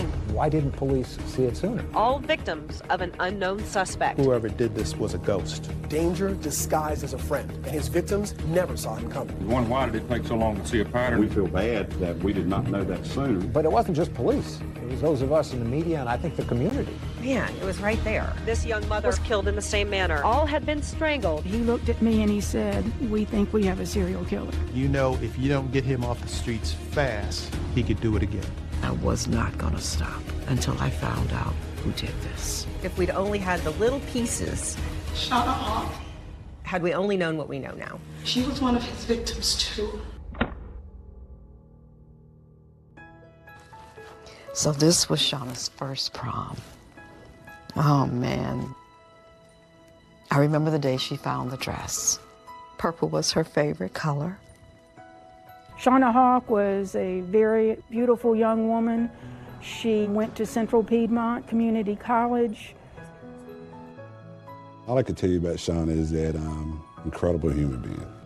Raised by her mother, single mom at the time. She was industrious, ambitious, worked. She wanted to make something out of herself. She was the apple of her mother's eye. Shauna was born on December 2nd, and I was all of 18 years old. I remember when Shauna was crying, and the minute they laid her on my chest, our eyes locked, and she just calmed right down. She was younger than me, but, you know, bossy. That's the right word for Shauna. She was bossy. Every time. She's worried about the long hours and whether she's going to be able to keep up with her schoolwork. She actually talks with the Taco Bell manager, a guy named Henry Wallace. I went and met him once, and he said, "Nice to meet you, Miss Sumter. I've hired your daughter, and I think she's going to be great on our team." That year, February 19th, was on a Friday. Dee Sumter refers to that day as Horrible Friday. But it started out as just any other day at their home on Elon Street. She said, "Well, I'm gone. I love you." And I said, "I love you more." And then she stuck her head back in the door and she said, "Mom, I love you." And I said, "Baby, I love you more." And then she took off. That afternoon, Dee gets a call at work. Her godson's mother called and said, "Miss Dee, have you heard from Shauna?" And I said, "No." She said, "Miss Dee, I'm not trying to say anything, but something's wrong. I don't know what, but something's not right." She noticed some unusual things around the house when she came home. Her daughter's car was not there. That wasn't unusual, but what was unusual is it was a cold day in February, and Shauna's purse was in the house and her winter coat was in the house. She's wondering, well, what's going on? Where is she? I called her boyfriend and I said, "Daryl, get over to my house, please, now." And he's just shaking his head. He said, "This is baffling." I said, "More than baffling. Something is definitely wrong." And they decided to call the police and report her as missing. As they were waiting for the police to respond, Daryl decided to go looking through the house and just check. I hear his footsteps. He walks into the bathroom. He pulled back the shower curtain and found Shauna in the bathtub and a small amount of water, fully clothed, and she was dead. The next sound I heard was him blood-curdling scream. He runs back down the hall. Miss Dee, dial 911. She's in the bathtub." Last thing I remember is seeing them push her out on a gurney doing CPR. It was obviously too late at that point. Subsequently, we find out that she was raped and then strangled inside of her bathtub. And that was kind of unusual for us at the time. We did not have a lot of strangulations during that time with the homicide investigations. Strangulation is rare. It's more commonly seen in domestic cases or cases where people have a relationship. Murder? I couldn't hardly even spell the word murder before Shauna was murdered. We didn't have any damage to the doors. We didn't have any damage to the windows. So we believe that she allowed the assailant to come inside the residence. The killer was also meticulous in terms of going through the house, making sure he wiped down anything that he may have touched.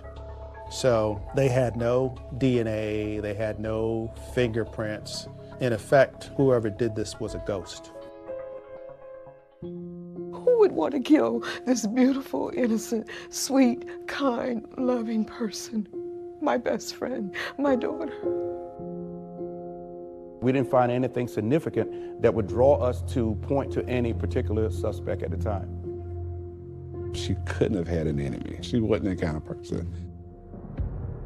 So after she was found murdered at her home, the police tried to locate her car. It was not discovered for weeks, and when it was discovered, it was found in a parking lot at Central Piedmont Community College. The front seat was pushed back, and Shauna was short. So I think the only thing they took away from that is that it had to be somebody that was taller than Shauna. In the course of their investigation, police actually are missing something rather important. 8 months earlier, a young woman by the name of Caroline Love disappeared. And it turns out that Caroline and Shauna were friends. Something ain't right. They need to go back and look at what happened to Caroline, because Caroline's missing and now here Shauna is dead. What's coming is a incredibly rude awakening. There's some decomposition on the body. For the Charlotte Police Department. What soon followed was a wave of death and grief unlike anything this town has ever seen.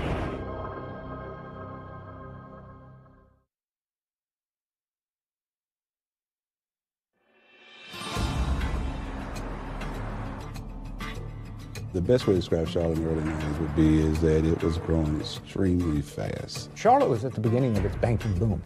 Johnson from 20. After the Charlotte Hornets got here, I think that's when everyone started using the term world-class city.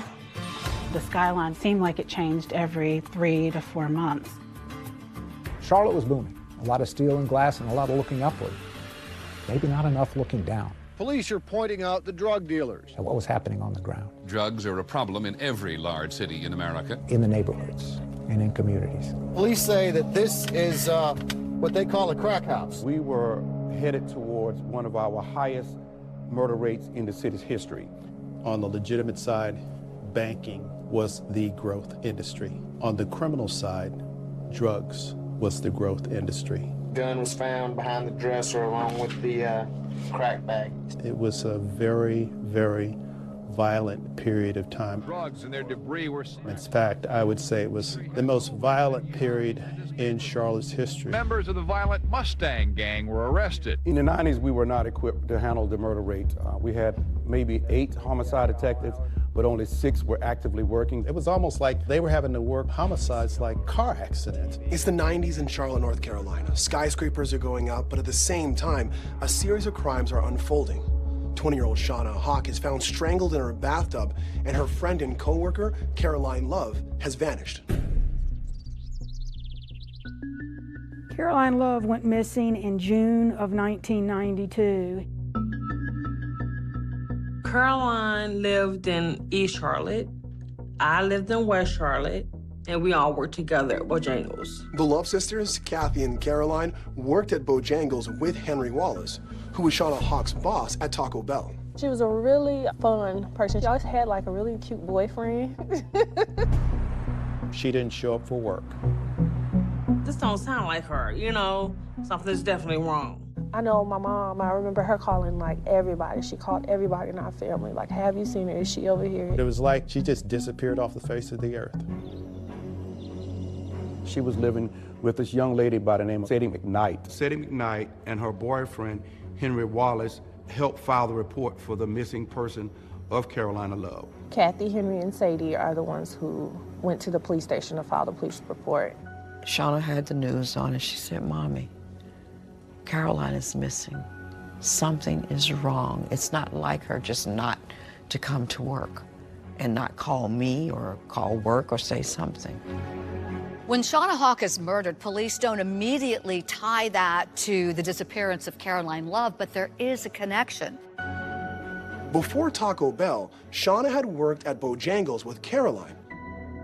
She and Shauna were close friends. They were in high school together. They worked together. They were buddies. They hung out together.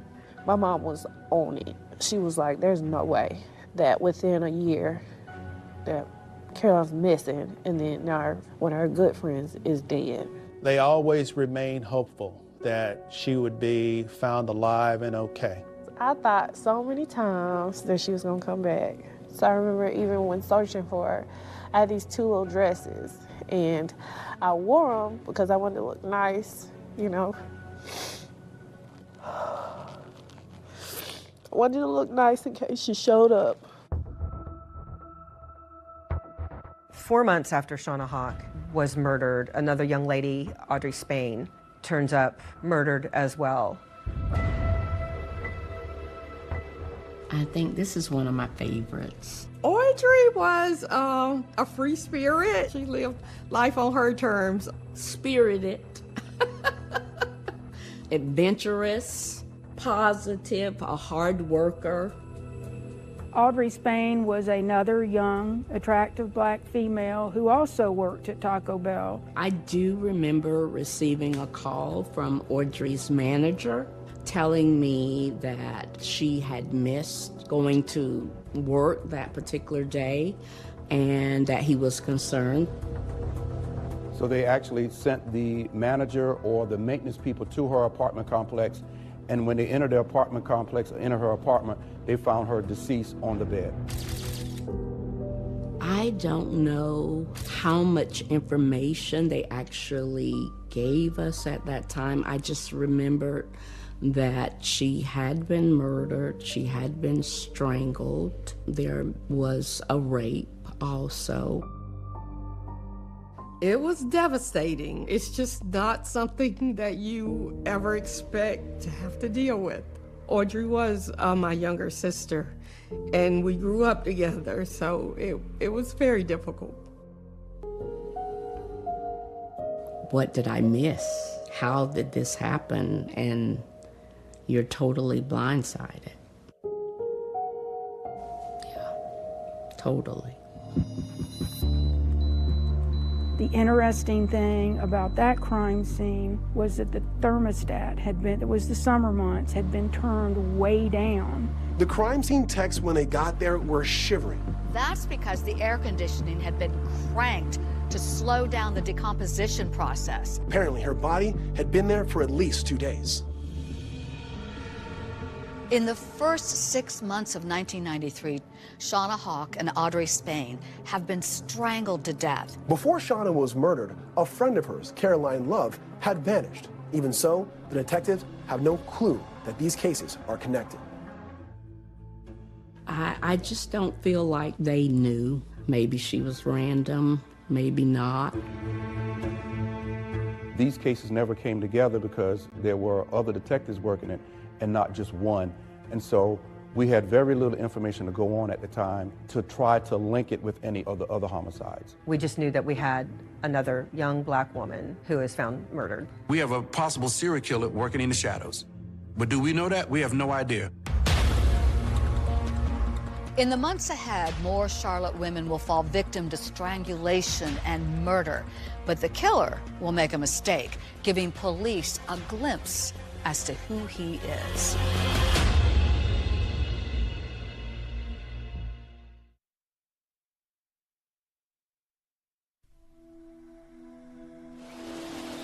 1993 is the year of living dangerously in Charlotte. Caroline Love, Shauna Hawk, Audrey Spain. Peak murder rates, and somebody is killing young black women. It was earlier this afternoon when a family friend found the body of the woman. It was September of '93. We were called out to a home where a woman's body had been found.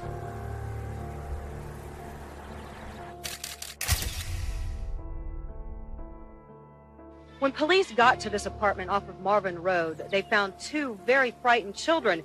Michelle, yeah, I was there. Vividly remember Michelle Stinson. Here's a young woman who had been murdered inside of her own home with her children present. Michelle Stinson was killed in front of her two children. A friend drops by to visit Michelle. He looked in the windows and saw one of her little boys playing and, was banging on the window. Where's your mommy? Where is she? And they tell him, well, mommy's asleep on the floor. And he was getting ready to leave when the little boy opened the door and he went in. He finds her dead on the kitchen floor.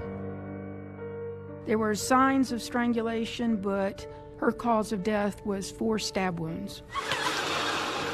As Michelle Stinson's bloodied body was taken away, those who knew her said goodbye with tears and tried to make sense of it all. My goodness, what person, what monster could take the life of a mother in front of their children?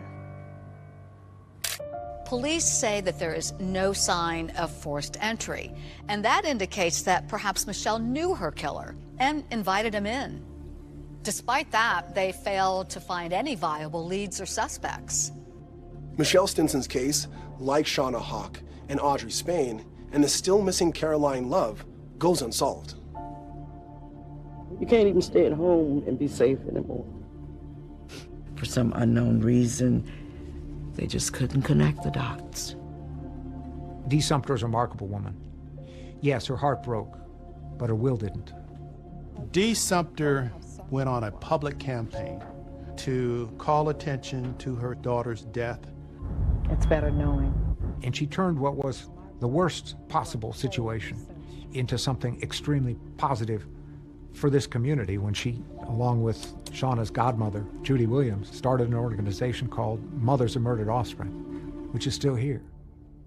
I just knew I had a daughter who was murdered and it wasn't being investigated properly.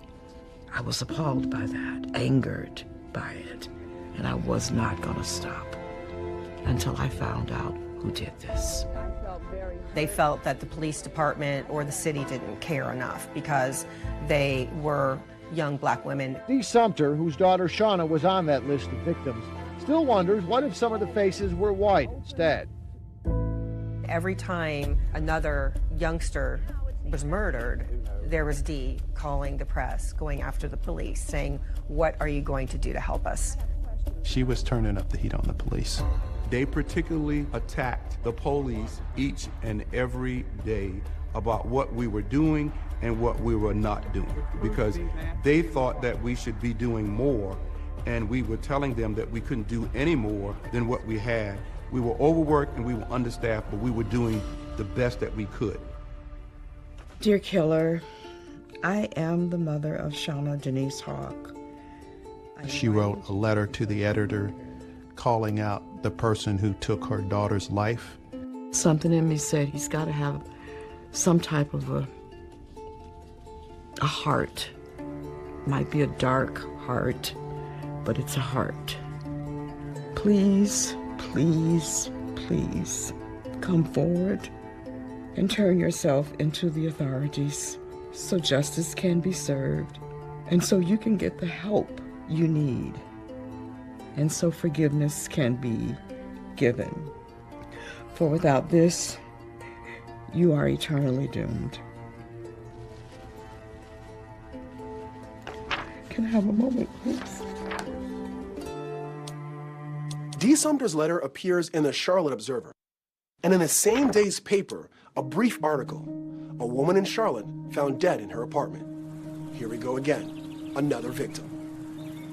In the mornings when Vanessa Mack had to go to work, her babysitter would come here to her house to pick up her 4-month-old daughter. A young lady by the name of Vanessa Little Mack was murdered in her home. I said, Vanessa, I said, get up, you know, like that. And then she didn't move and she didn't say anything. So I turned the bedroom light on. And I said, oh God. Vanessa Mack was killed in February of 1994, almost to the day that Shauna Hawk had been killed a year earlier. Blood was on her face and a towel was around her neck. Her baby daughter, just yards away, was okay. Police believe the infant was in the home when her mother was killed. Vanessa Mack was a hospital worker. Just an honest, hardworking young lady doing the best that she can to provide for her family. I don't know why they would have did it, because she was a good girl. She didn't bother nobody. Vanessa Little Mack's cause of death was once again ligature strangulation. There is a link to previous killings, but police don't seem to notice it at the time. Vanessa Mack had a sister who worked at Taco Bell. So again, the correlation of another person working with somebody at a Taco Bell. We started looking for financial card records and discovered that a bank card was missing from the scene. They got her banking history and found that her teller card had been used unsuccessfully. In her final moments, Vanessa Mack tricks her killer, giving him the wrong PIN to her ATM card.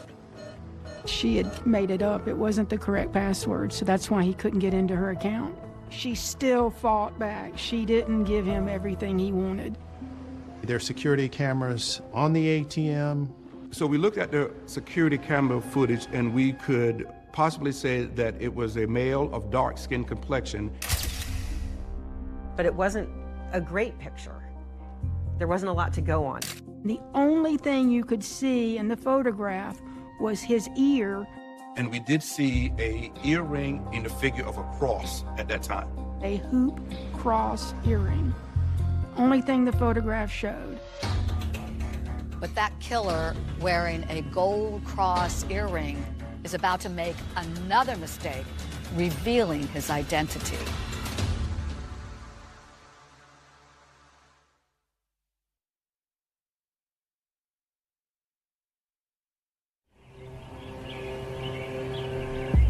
Like a beast, sitting, waiting for a prey, just waiting to go and hurt someone.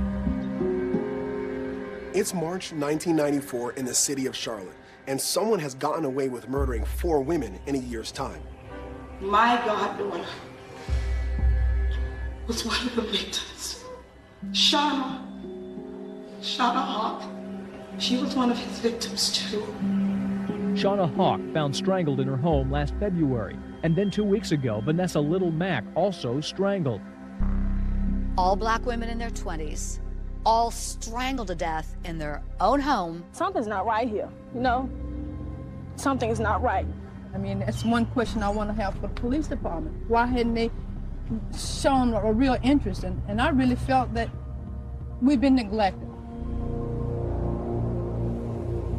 All being investigated as seemingly unconnected.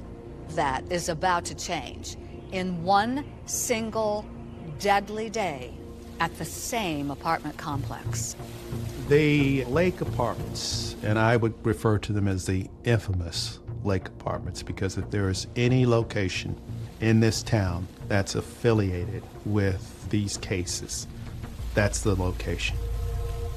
The next victim is in March 9th of 94. 18-year-old Brandy Henderson, a young mom.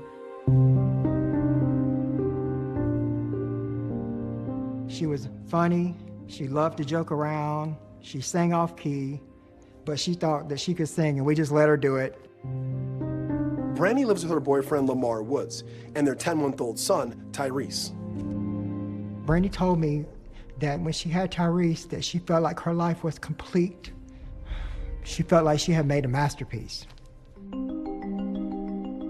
One night in March, Brandy calls her cousin George, asking him to come over and hang out. She was like, well, I've got some Chinese food that I ordered and from takeout. Why don't you just come over? Come on over. Come see me. And I said, well, it's already 8 o'clock. I'm tired. I've been working all day. I got to get up early tomorrow. And she said, oh, come on. They're talking on the phone. Then there's a knock on the door. The phone call was interrupted, and she said someone was at the door. And I heard her in the background saying, just make sure you lock the door behind you. I didn't worry about who was there because she said lock the door behind you, so she trusted them.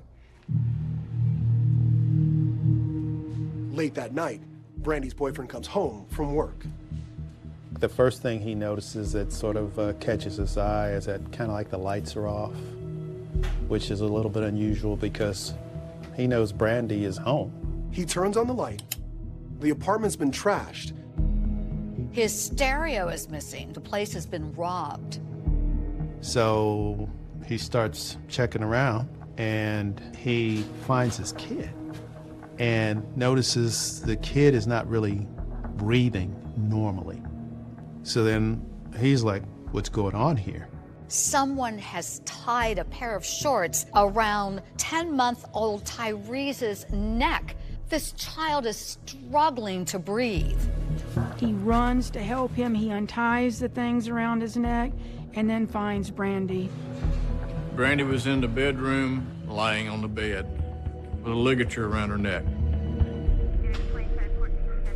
You're watching as this woman's body is being carried downstairs, knowing her child has been injured, possibly gravely, and luckily he survived. The next morning, as soon as I turned the news on, we don't have a significant break anywhere in the case. We're still hoping that somebody may come forward with some information. They had a stretcher rolling across the sidewalk in front of her apartment. And I knew at that time that it was real, and I just lost it because I just could not comprehend that I just talked to her and now she's dead. The killer stole not only the stereo, but a Pringles can of coins that Brandy had been saving up. However, this suspect got in there. Apparently he was let in or had access to get in on his own. Contact 60130 on tag 2. Right at this moment, detectives get an urgent radio call. They're needed back at the Lake Apartments. Another woman is found strangled. I could not believe that the next day we're back at the same apartment complex where another woman is found dead in her apartment. And this woman is Betty Jean Baucom. She's 24 years old. She has a 3-year-old daughter. Betty Baucom, who lived somewhere in those same apartments, worked at Bojangles. Betty never did anything wrong to anybody. She always tried to help people, and I mean, it just really hit us hard here. The stuff hit the fan. It was crazy town, man. Everybody was over there. It seemed like there was 10,000 police cops over there.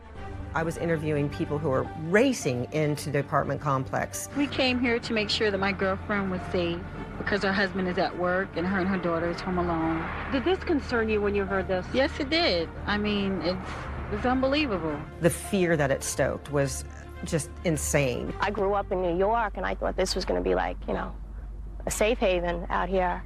And apparently there is no safe haven anymore. So now we have a major problem. Now we have 2 young ladies in the same apartment complex have been found murdered, and there's a lot of conversation.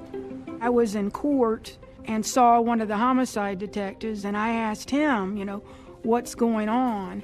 And that was the first I heard. He looked at me and he said, we think we have a serial killer. Police worry this could be a serial strangler. Betty Jean Baucom's car has been stolen.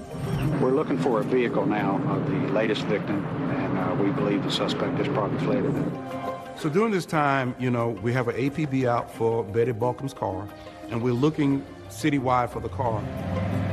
Police found the car in this parking lot. Actually, it's right across the street from the apartment complex where the women were found murdered.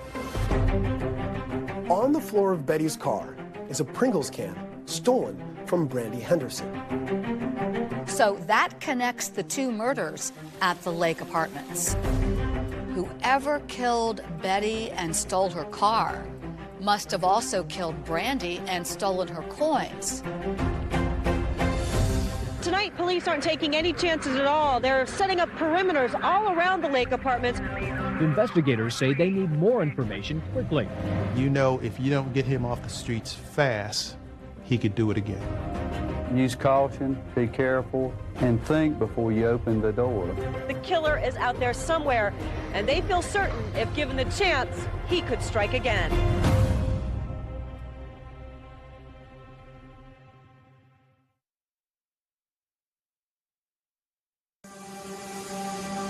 Word tonight of a serial killer in Charlotte, North Carolina. It's the shock of recognition that comes when a community realizes there's been a killer in its midst.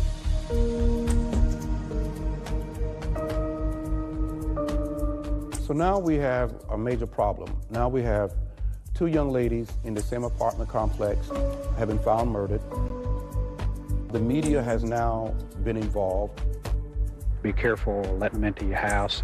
If there's some doubt at all, you feel nervous with the person that may be coming to your door, don't hesitate, call 911.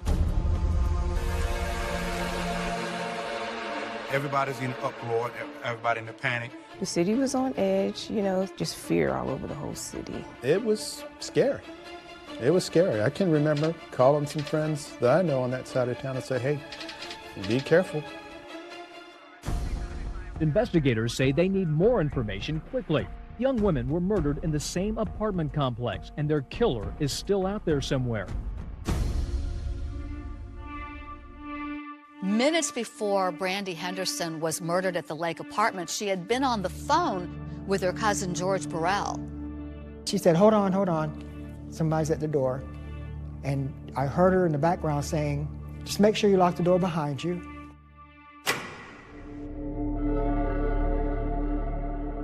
The day after the murder, George says he stops over at a neighbor's apartment. As I walked in, to my left sat Henry Wallace, watching the TV. I had seen Henry Wallace at Brandy and her boyfriend's house. I had met him one time. By daylight, detectives were back at the Lake Apartments with another murder on their hands. The news came on. So we started watching the news, and it was about Brandy's murder. Investigators say whoever killed these women was cold-bloodedly calm, spending a lot of time in each of their apartments. I felt this on my shoulder. I felt a pat, like, you know, I'm so sorry. And he was looking at the TV, watching Gurney go across the sidewalk with her body, and his eyes just glow. He was just glowing, like, just, you know, like amazed, like he was excited. And I could just see that in his eyes, like he was just fixed on the TV. Brandy Henderson's 10-month-old baby was also attacked and left for dead. And he's like, I'm so sorry, what happened to your cousin? And Henry said, she was always there with her baby by herself. When somebody come in, she would say, lock the door behind them. I had that flashback to when I was speaking to her, and she said, just make sure you lock the door behind you. And I knew at that moment that it was him. I said, oh my word, he killed her. George says he immediately told a police officer about his suspicion, but he says the officer blew him off. By then, they knew that they had a serial killer on their hands, and they needed to find him quickly, but they didn't find him quickly enough. As they're processing all of this with Betty Jean and Brandy Henderson being murdered at the Lakes Apartments, one more person is found murdered about a mile away, and her name is Deborah Ann Slaughter. She loved to laugh. She had a very contagious laugh. She also had a beautiful voice. She and I both grew up singing in church together.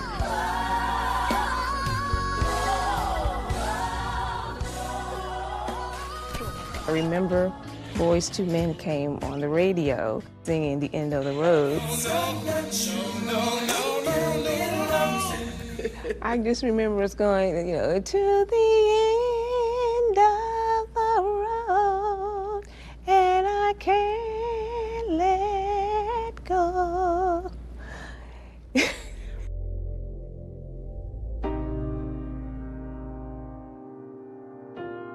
That was the last time we sung together. Deborah Slaughter lived in the Glen Hollow apartments, which were the same apartments that Audrey Spain lived in. Henry Wallace had also lived at Glen Hollow at one time, and Deborah worked at the Bojangles, same place where Henry Wallace worked. And my mother did give us warnings. Her exact words is, you know, there's a serial killer in Charlotte, and I need y'all to be careful. And I would say to Deborah all the time, you know, be careful. I always told her to be careful. Deborah was a tough person, and she just wasn't scared of anything. It was this last Thursday the bodies of Brandy Henderson and Betty Jean Balcom were discovered. 2 days later, Deborah Slaughter was found just a mile away. At some point after letting this man into her home, Deborah Slaughter comes to a horrifying realization. Once his attack was on, Deborah Slaughter made the connection between the recent murders. At that point, she said, "You're him." So Deborah did fight because Deborah knew that she was going to die. Deborah Slaughter's case was much more violent than any of the other victims, and you could tell that there was a big struggle inside the home. She fought for her life. Lovey Slaughter sees it every time she closes her eyes, her daughter's body lying on the dining room floor of her apartment. When she knocked on the door just kind of pushed open, and she walked in. And when I opened the door and saw her laid on that floor, next thing I know, I look up and I see 2 firefighters bringing my mother down the stairs, and she's crying, and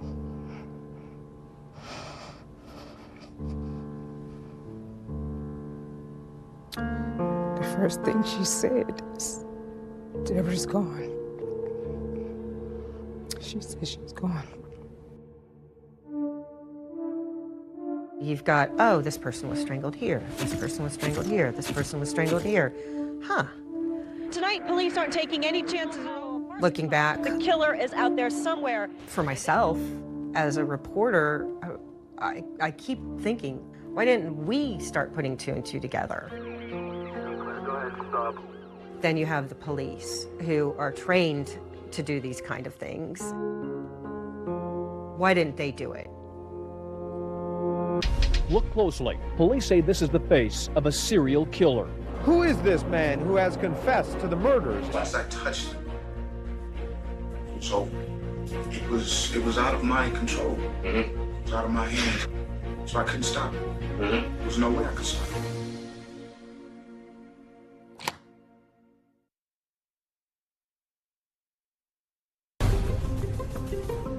We have a possible serial killer working in the shadows.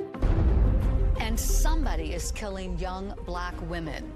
All black women in their 20s, all strangled to death in their own home. It's some kind of a bold demon here, one like never before. He's hiding in plain sight, and he's doing it very cleverly. He fools everybody. He portrayed himself as the big brother, as the good friend. And I remember him telling me, "It's gonna be okay, she's gonna come back." He hugged me. He knew he had killed her. So he kind of walked into their life knowing that at some point he's going to take their lives. I didn't want to, but something or somebody was taking over my body. He writes a name, then a second name, then a third name, but he keeps going. He was talking about killing women like you're in some sort of boring book club.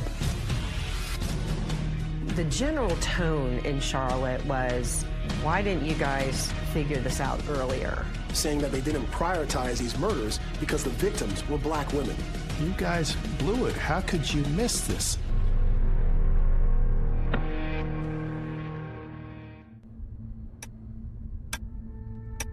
It was this last Thursday the bodies of Brandy Henderson and Betty Jean Balcom were discovered. 2 days later, Deborah Slaughter was found just a mile away. Investigators have now contacted the FBI, trying to set up a profile of the killer. Use caution, be careful, and think before you open the door. We don't have a significant break anywhere in the case. We're still hoping that somebody may come forward with some information. Charlotte police are desperate to find this killer. They do get something to work with from Brandy Henderson's boyfriend, Lamar. We asked him who would Brandy allow into the home without any problem. And he said Henry Wallace. Once the detective on Brandy Henderson's case got the names of who she would have let into the apartment, he went to see if any of them had any criminal history. Henry Wallace did. He had a misdemeanor larceny charge, and there was a mugshot of Henry Wallace. That's when Detective James Stansberry, who's been investigating the Vanessa Mack case, walks into the room. He comes in and he sees the photograph of Henry Wallace. In that mugshot, Henry Wallace is wearing a hoop cross earring in his ear. I looked at the photograph and something hit me. The detective remembers that from the ATM on Vanessa Mack's case. I saw the earring with the cross. And that's similar to the same earring that we saw on the picture of Henry Wallace arrest photo. I see this and say, we may have something here. Investigators hope this car stolen from Balcom spawns new leads. Betty Jean's car is found across the street from the crime scene, Nissan Pulsar, and that was the biggest break that they've had to date, which was inevitably what led them to their suspect. They hit a jackpot near the trunk area of that car where they found a palm print. That palm print matched someone who was already in the system. That palm print came back to Henry Louis Wallace. So now we're going to look for the person, Henry Louis Wallace.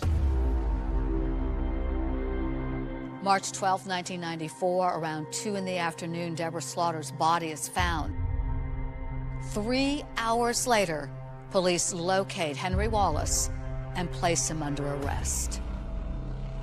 And when the cops came in, he had bathroom door shut. And my bathroom door shut. Hiding in there? Hiding in there. Initially, he is not giving up the goods. The police sent in literally teams of detectives trying to get him to talk. He was like, I don't know what you're talking about. They sent in 2 more. I don't know what you're talking about. Enter Detective Tony Rice. Tony Rice goes into the room and started to talk to Henry.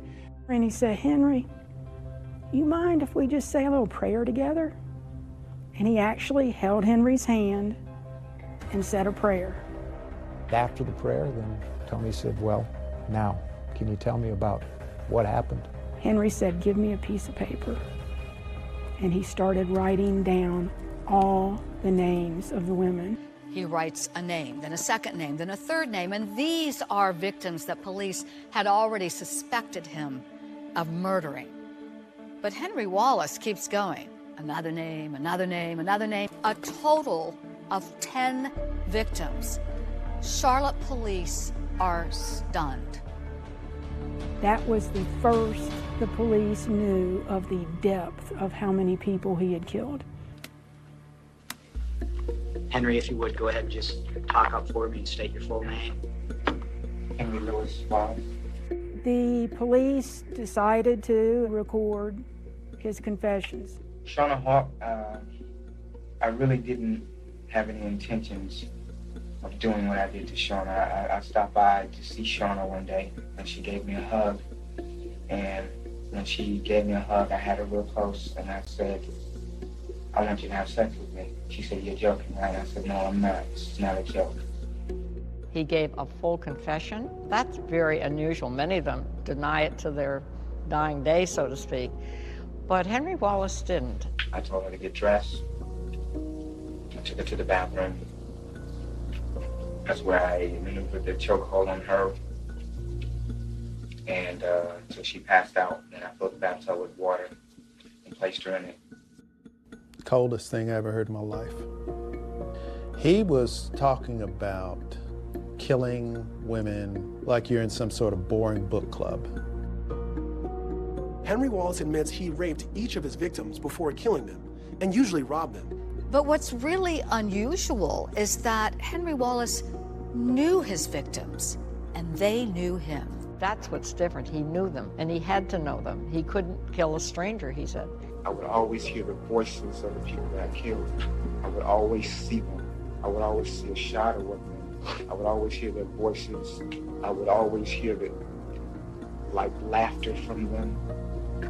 Shauna Hawk's mother, Dee Sumter, says that Henry Wallace actually showed up at Shauna's wake. I'm thinking, this is some kind of a bold demon here, one like never before. Had the literal gall to show up at a service for someone that he knew he personally killed. The thing that makes my blood run cold and just send shock shivers up and down my spine is the fact that I saw him after Shauna was murdered, and he expressed his condolences, and he hugged me, told me how sorry he was. And he knew he had killed her. I wanted to tell her so bad, Dee, I killed your daughter. But I was so scared. I was so scared, and I couldn't do it. I mean, to be hugged by your child's murderer, showing up and sending his sympathies, that is some cold, calculated stuff going on right there. We begin to get a bit of a portrait of Henry Wallace emerging from the photos shown in court. He had many strengths in growing up. People liked him, and he was social. Henry was a great person, very nice guy, got along well with everyone. Yearbook photos and schoolmates who spent time with him. But he also had some, obviously, very lethal problems. He would have had every opportunity in the world with any of us. He could have easily gotten any of us, but he didn't.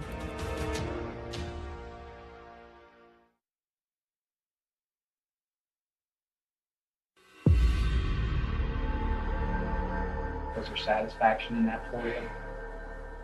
I didn't want to, but something or somebody was taking over my body, and I couldn't stop, even when I tried to stop.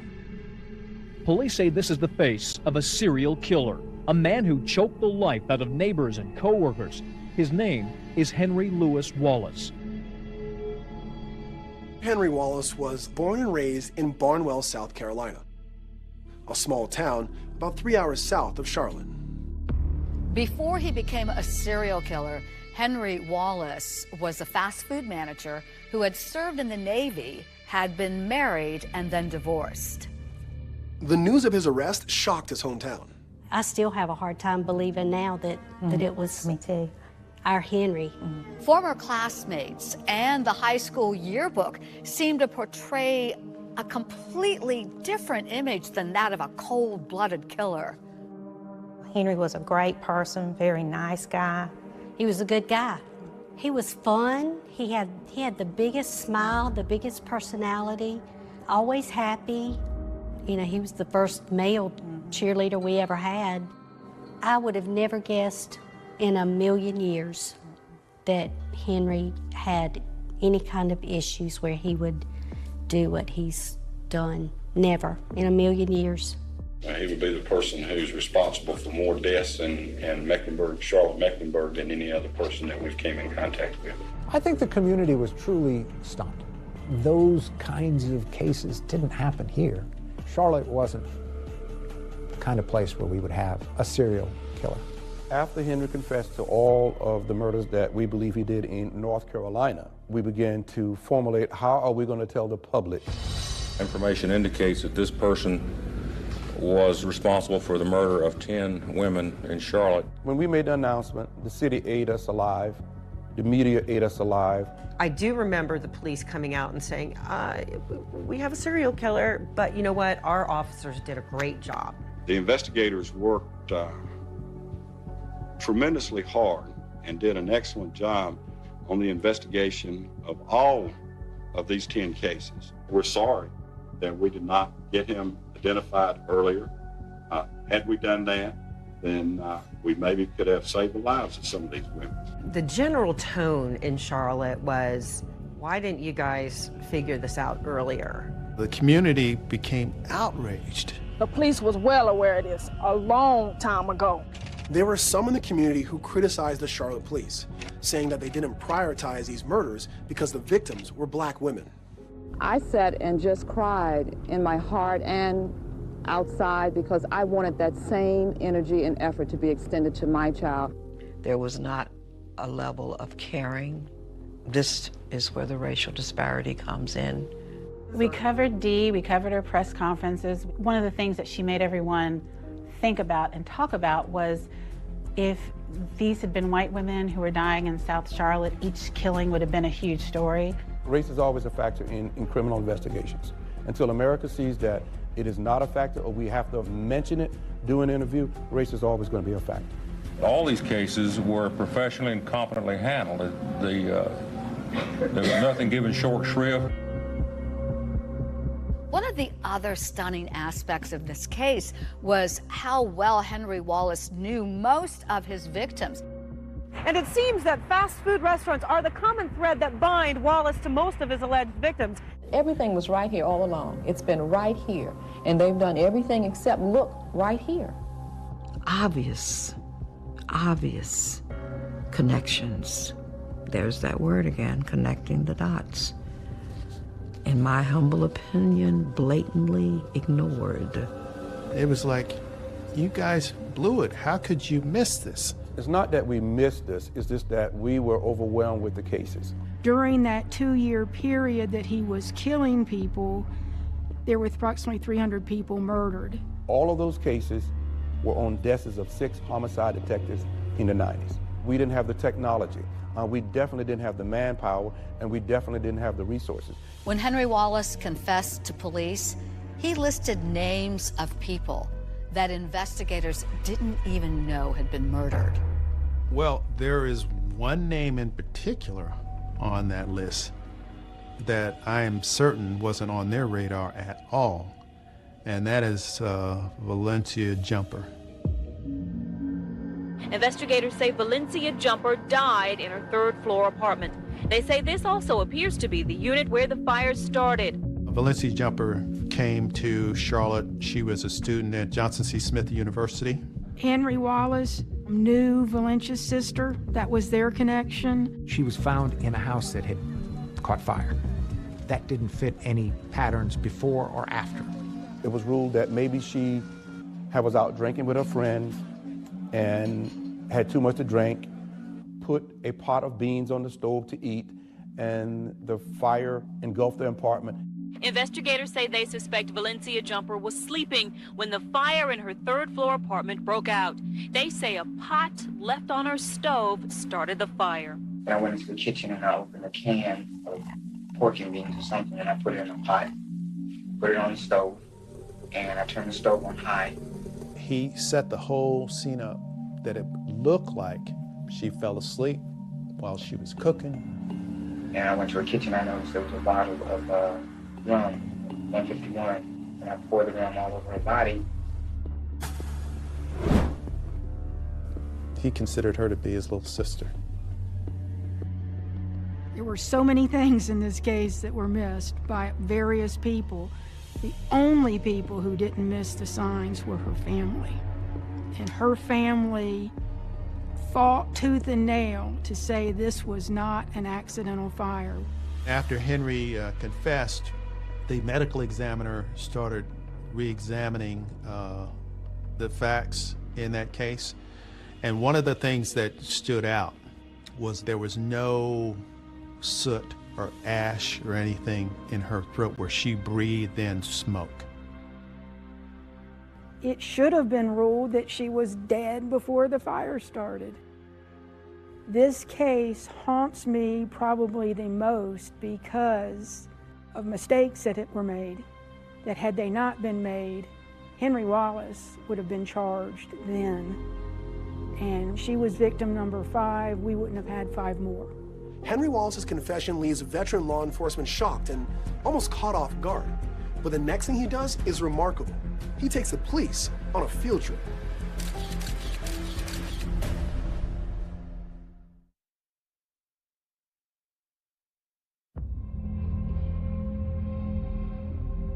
I knew this day was coming. I mean, I knew and I wanted it to come. And there have been several times during the actual crime that I was committing, I wanted to die. I ruined everything, man. Henry Louis Wallace knew all of his victims, and they felt comfortable with him because he portrayed himself as the big brother, as the good friend.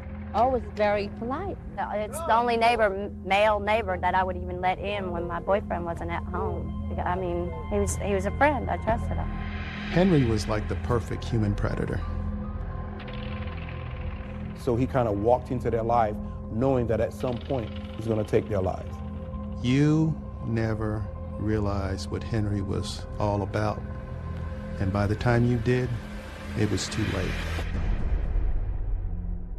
If you would go ahead and start with the first name that you put on your list there. Carolyn Love, is it? Caroline Love. Where did you meet Carolyn? Caroline, I met her through my girlfriend, Freddie. And so we go to the board and we're looking for certain names, and Carolina Love name is not on the homicide board. So why is this name on the list? Caroline Love was a woman that went missing in June of '92. She was a friend of Wallace's girlfriend at the time. Remember, Shauna Hawk and Caroline Love were friends and they were co-workers. We talked to him and he was very forthcoming, and he gave us a lot of information.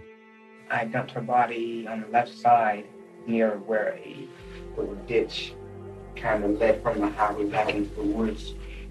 You think you could find it again? I know I could. And so we decided to find Carolina Love. We put Henry in the back of the van, and he directed us out to this remote area of the county to a field. The investigators were told exactly where to look for another victim in this bizarre case. And it was the skeletal remains of Caroline Love. That tells the cops that this guy is for real. He's a killer because he's the only person who's going to know this. We have to tell the public that this case was not a missing person, it is now a homicide. Painful. I cried all yesterday. I cried all last night. Caroline's family is even more devastated. This is the same man that went with Caroline's sister, Kathy, to file a missing persons report. Caroline's niece, Sarah, was only 8 years old when her aunt went missing. And who comforted her during that time? Henry Wallace. Then I remember being in her room with him and sitting on his lap. And I remember being sad and crying.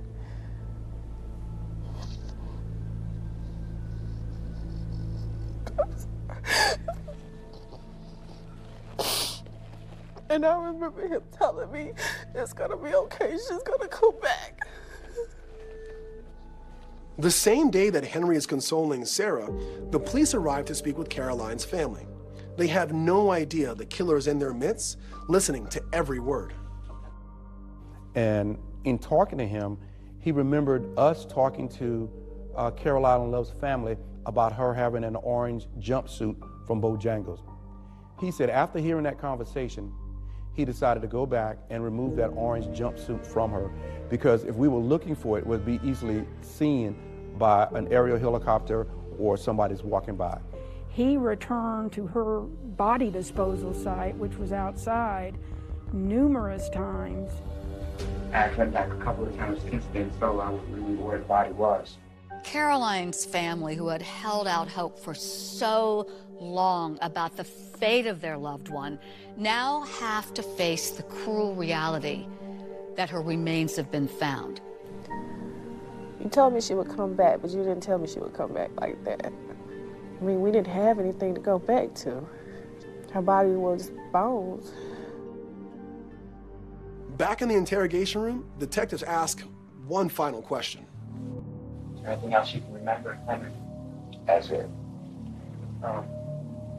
Anybody else that you can think of in Charlotte or anywhere else that anything like this has ever happened to you before? You lived in South Carolina with your mom. Anything there that you remember? One person. tell us about her. Her name was Shanda Buffet. They called her Shan. Henry Wallace confesses to police that he killed 18-year-old Tashanda Bethea in 1990 in his hometown of Barnwell, South Carolina. It's believed that Tashanda was his first victim. She left home about 5 o'clock on the 19th, and they reported her missing on the 20th because she didn't return home. She was walking one day. I picked her up, and I told her that we were going out to get some pot. And I pulled off to the side of the road into a little ravine area. Tashanda's body was found 2 weeks later by people fishing in a local pond.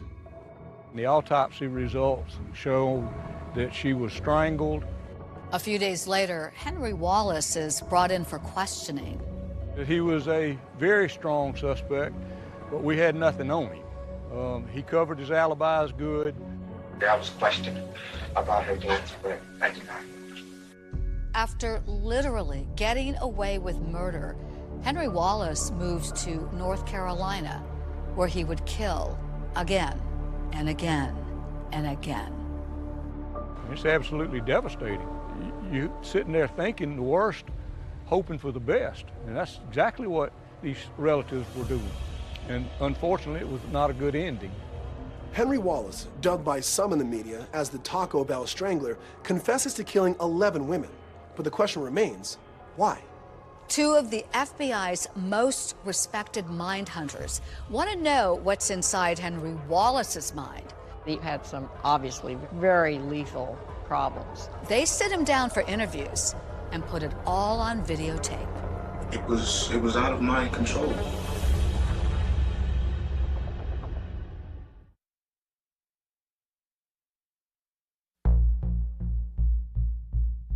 For years, the FBI has been developing behavioral profiling techniques. And there's a woman named Ann Burgess, a professor and author from Boston College, who has helped them. Until we understand what's going on in the mind of the criminal, we're going to have more and more victims. She was one of the few women in the FBI at the time doing that work, and I thought it was time to get her story out there. So after a little bit of convincing, she agreed to write this book, A Killer by Design. Wallace is featured in the book because he was a really interesting case. Henry Wallace was, not that we would call him atypical, but certainly very different from some of the others. People liked him, and he was social. Burgess was tapped by Henry Wallace's defense team to do an analysis on his mind. The jury was to decide whether he deserved death or whether he deserved life. They just asked us to do a background and present what we thought. She and retired FBI agent Robert Ressler visited Wallace inside the jail and conducted interviews. All of it was put on videotape. The footage was provided exclusively to ABC News 2020. Henry Wallace was quite open in what he talked about. He had many strengths in growing up, but he also had some obviously very lethal problems. Do you understand any of this any better since you had a chance to kind of reflect on it? Within this shell, there are two people. One person being a chameleon. He will adapt to anything, any environment, any situation, and he's a very well respected, very well liked person. He almost lures the women in for the other person. So he had good Henry and bad Henry. Good Henry was a friendly person that made friends very easily, dated women very easily. But then he said the bad Henry would come out, the monster, so to speak. He came out, he was angry, he had to kill them. Why he couldn't stay good Henry for a long time, we don't know, but he just couldn't. But what's generating the anger? Experiences in the past. One of the reasons that Wallace points to for committing his crimes is he did have a really tough upbringing. Henry tells them that when he was a child, he was molested. He also reveals that he and his mother, when he was growing up, had an extremely volatile relationship. I was terrified of my mother. Terrified. From the beatings. Henry also described being constantly teased about being a cheerleader and other things. He was teased about his size, he was teased about his color. Wallace was trying to reshape this really terrible childhood that he had by taking out his aggressions on people that he knew as if that was a replacement for the bad situations of his past. He married his high school sweetheart, this prom photo capturing them in happier times. But the marriage didn't last long and ended right before he moved to Charlotte. It all starts collapsing after the wife left him.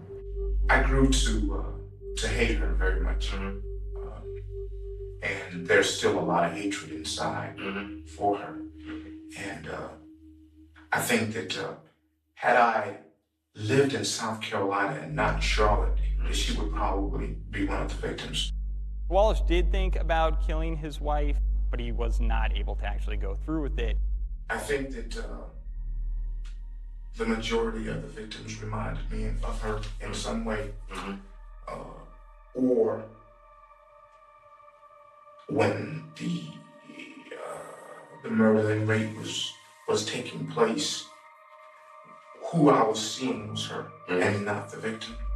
After his marriage dissolved, then Henry had to move back in with his mother. That really kind of was the straw that broke it all down. And that's when he started into his murderous behavior. My mom was very violent, and I think more than, other than a mate in these women, I was looking for a mother as well, or traits of my mother. And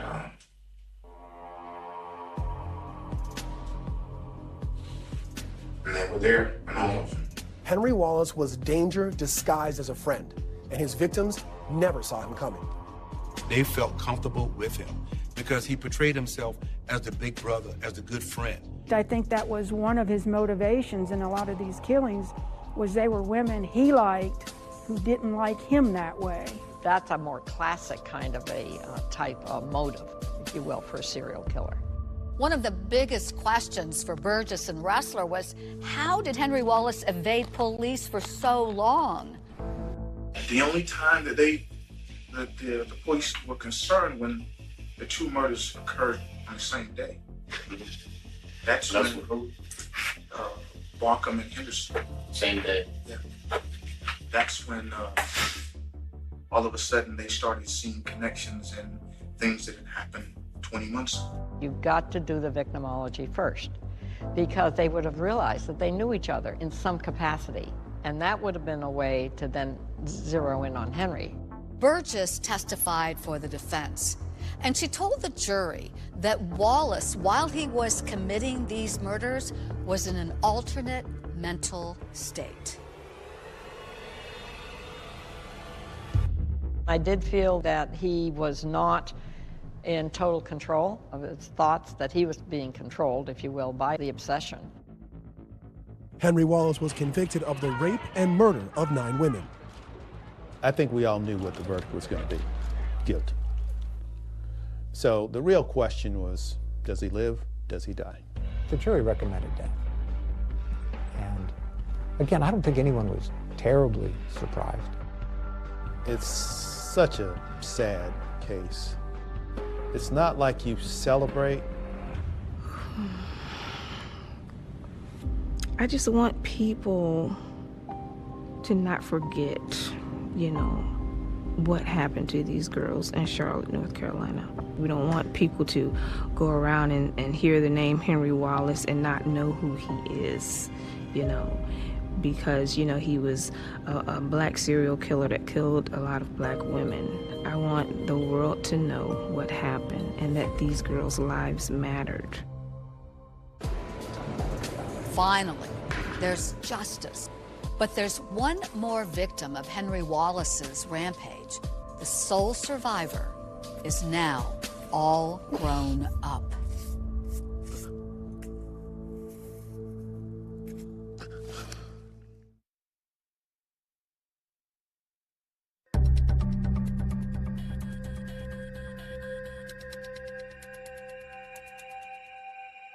18-year-old Brandy Henderson strangled to death. Brandy Henderson's 10-month-old baby was also attacked and left for dead. Henry said he got mad and said, "You got to do something with this baby. You got to shut this baby up," because Tyrese was sitting right there beside her. He was pulling on his mom, on Brandy. So he took a pair of shorts and tied around his neck until he got quiet. I think about Brandy's child often. How do you go on with your life? How does any loved one go on with their life when something this horrible happens? The picture that we took of him at the hospital, it's like I still see that picture in my mind every day. After he got out of the hospital, his father took him to Chicago. And when Tyrese was 5, his father passed away. I'm still here. If it wasn't me reading these stories, I would have thought that I had died. So I'm like, reading these, well, I know this baby died. I know this. He survived? Are you freaking serious? He's well, he has a family, he's married, he's doing something with himself. You know those Pop Rock candies? That's like him. That's exactly what I can describe him as. He's a ball of energy.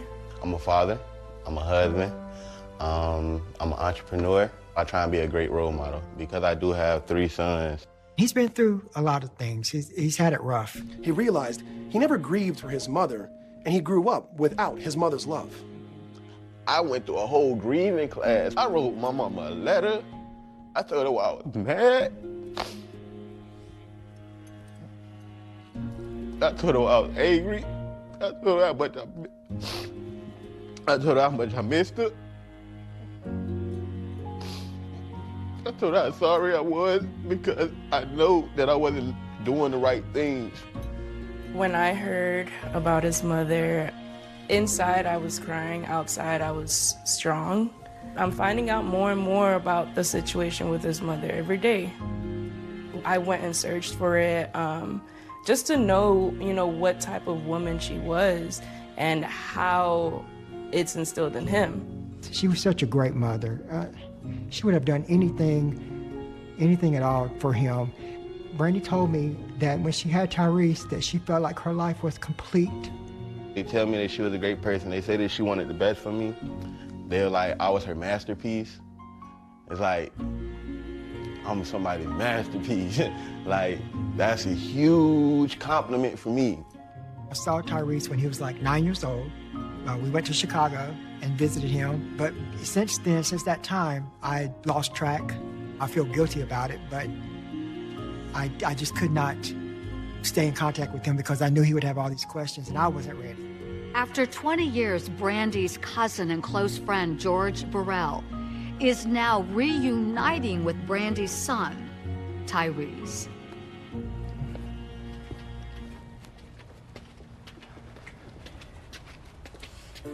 What's up, dog? Oh, man. What's up, old boy? Oh, my gosh, man. I've been in Charlotte. Wow. Yes, and hello. Liz, George, Nice to meet you, Liz. Finally. Man, it's good to see you. You too. You getting old. You got thank gray you. hair. You got a gray beard. You see that? Yeah. The guilt, when she told me, come over and see me that night, and I didn't go, and then he came and killed me. Yeah, man. Hey, look, as Brandy's son, listen, check me out. As her son, my boy, you're not responsible for anything that happened to us. I also remember her life isn't the only life. It was also other victims and it's other family members who feel the same pain. You heal, but you still got them scars. Look at my neck, dog. Man. I remember that, looking at you through the hospital door. Look, I'm shaking. Wow. That's how close, look at that, that's how close you came to not being here. Oh, my word. Wow. Your lips are still red from being strangled. Yeah, and that was the main part. I'm like, that's why I say I'm the only survivor. Like, that's a survivor. Yeah. That little baby right there, like. And that's you now. Yeah, that's me now. Still with the tears and all, bro. Wow. At trial, Henry Wallace was found guilty of the assault on Tyrese. It's like, why didn't I die?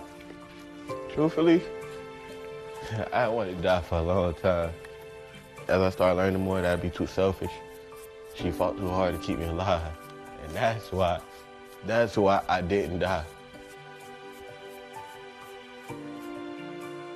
There's no time frame on grieving.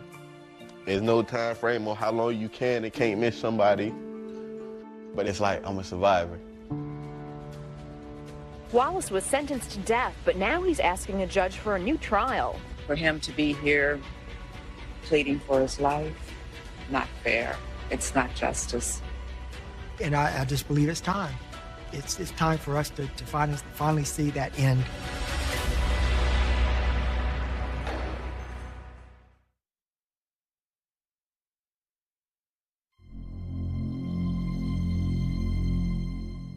It's 25 years this year that he was sentenced to death, and I'm ready for him to be executed.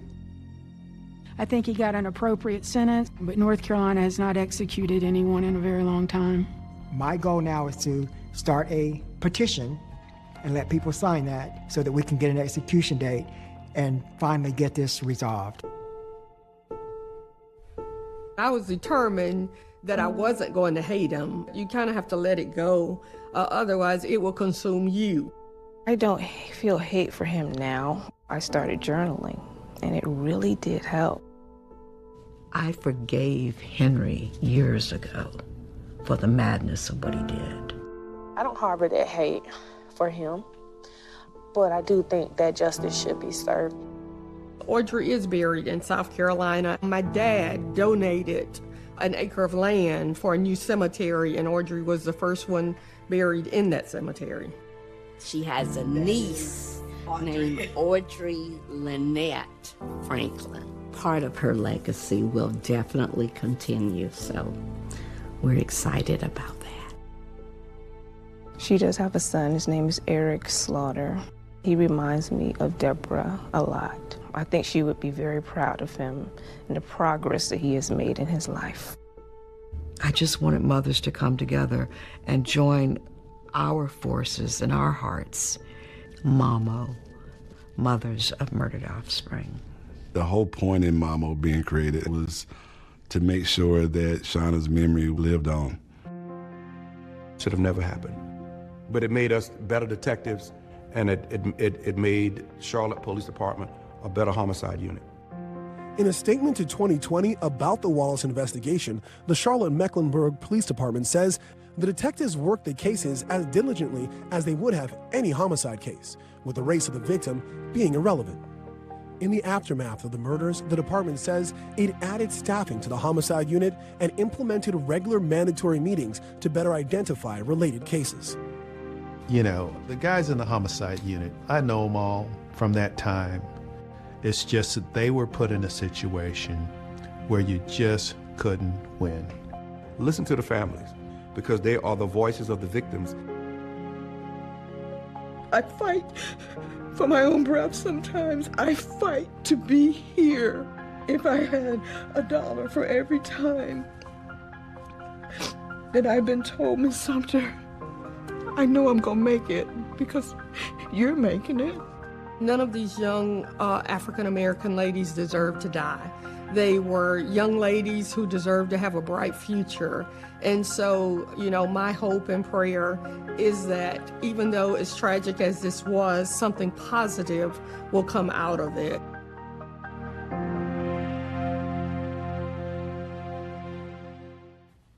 We should point out tonight that 2020 did reach out to Henry Louis Wallace for comment. He declined to be interviewed. Dee Sumter, who started the organization Mothers of Murdered Offspring, has now retired, but the group continues to help the families of victims. That's our program for tonight. I'm Deborah Roberts. And I'm David Muir. From all of us here at 2020 and ABC News, good night.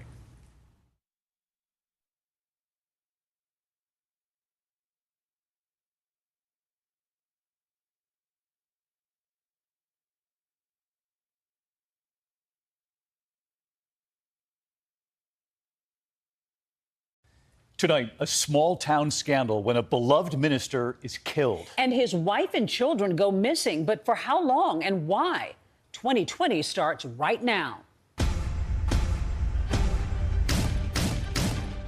Why do you think the public was captivated with this story? It was something that was so totally unexpected. Someone had broken into the home, killed Matthew with the gunshot, and then took Mary and the girls and left.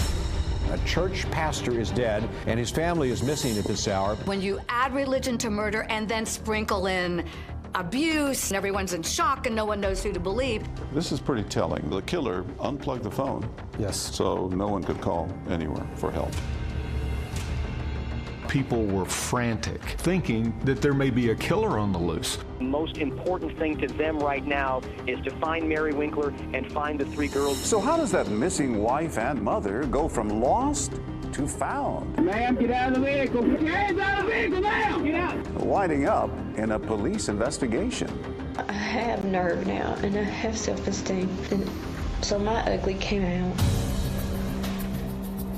I guess my ugly came out. What does that mean? We could not have fathomed what actually did come out, not in our wildest thoughts. This is stuff that doesn't happen to church folks. The ugly side came out. Somebody ended up shot dead.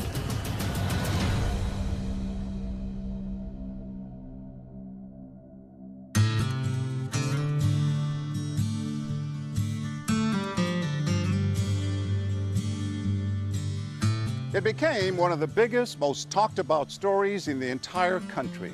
And it all started here in the heart of the Bible Belt, in this small church in the tiny town of Selmer, Tennessee.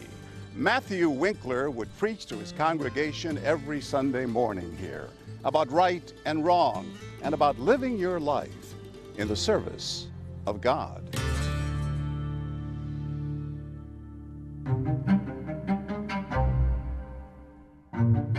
On March 22nd, 2006, everyone was gathering at the church, ready for the Wednesday night service. Matthew Winkler was pretty new at being the new head preacher, so he certainly didn't miss any services. It's unheard of for the preacher, his wife, and his daughters who are there every week, and they don't show up. But even though they kept watching the door, waiting for him to come through it with apologies and messages of love for the congregation, it never happened. Overcome with worry and concern, some of the members of the congregation take a 5-minute drive to the church parsonage behind me. It's where the minister, Matthew, his wife, and 3 children lived. Once inside, the church members make a shocking discovery. We were knocking on the windows, knocking on the doors. At that point is when I felt that something was wrong because the key was on the inside of the door, the TV was on, and there was no answer. At some point, they go inside the home, walk through, calling his name, calling Mary's name, calling for the girls. Yelling, is anyone in here? Can anybody hear us? They looked around. No Mary, no little girls. Everything looked normal, nothing looked out of place. But the master bedroom door was shut. They walked over and opened it, and all their nightmares were answered. Saw Matthew laying there on his back. A foam was protruding from his mouth and nose. We knew pretty obviously that he was dead at that time. So we called 911, and then we all gathered in the living room and held hands and prayed for Mary and the children because we had assumed that they had been abducted. Church members couldn't fathom who would kill their preacher. This was a man who, in fact, It's in his blood, literally. Mary grew up in a Church of Christ family also. Mary was raised in a strict household in Knoxville, Tennessee. At South Doyle High School, she was known as a reserved student with a good sense of humor. She didn't draw a lot of attention to herself. That's also true of many women in the Churches of Christ Church. They don't want to bring a lot of attention on themselves. Mary was cute as a button. She was always ready with a smile and a touch on the hand. And she just was the perfect embodiment of a Church of Christ woman. Mary and Matthew met at Freed-Hardeman College. It's a college affiliated with the Church of Christ. And Mary has said that initially they were just friends, but then they started dating, and apparently Matthew must have liked her because 3 months later he asked her to marry him. Both Matthew and Mary dropped out of school because they couldn't afford it anymore, and then Matthew got work as a youth minister in McMinnville, Tennessee.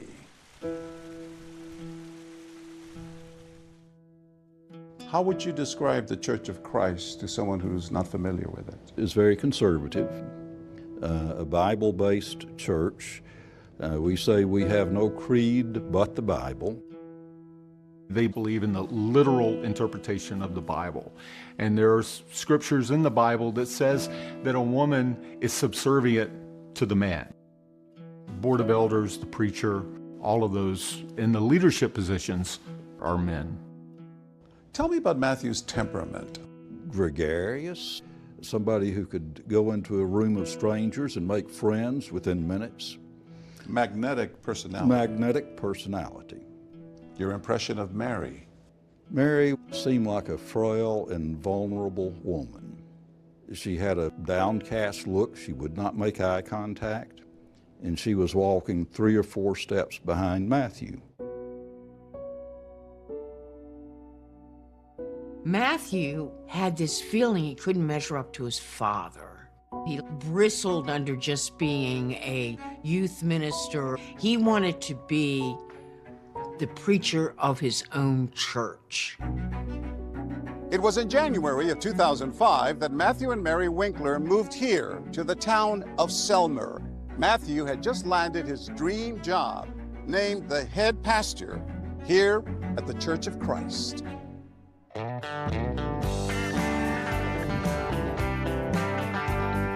Selmer is a sleepy little town in Tennessee, right by the border with Mississippi. It is a place where people sit out on their porch drinking sweet tea and talking with their neighbors as they walk by. It's very Southern in so many ways.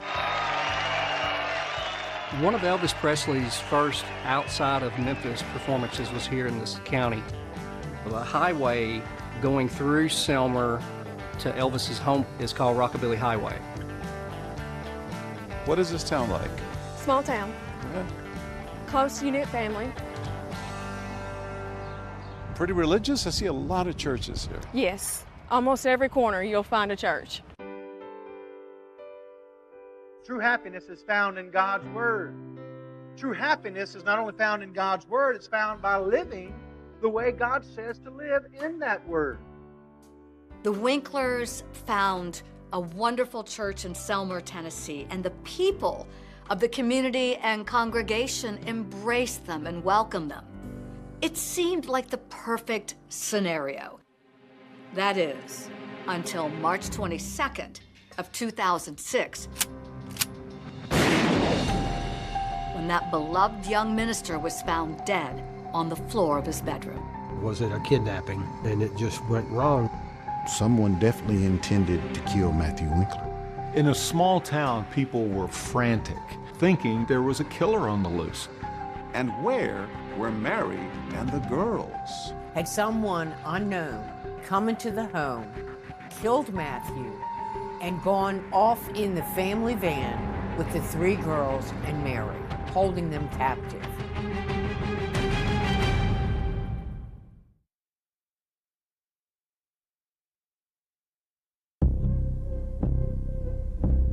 On March 21st, 2006, in the small town of Selmer, Tennessee, Matthew and Mary Winkler, along with their 3 little girls, settled in for a quiet evening at home. They order pizza and watch the animated movie Chicken Little. The sky is falling! The sky is falling! But somehow, this everyday peaceful family activity would turn into a gruesome crime scene with seemingly deadly intention. Matthew Winkler was shot in the back with a 12-gauge shotgun. 12-gauge shotgun is either used to hunt or personal protection, and it's used to kill. My initial thought was someone definitely intended to kill Matthew Winkler.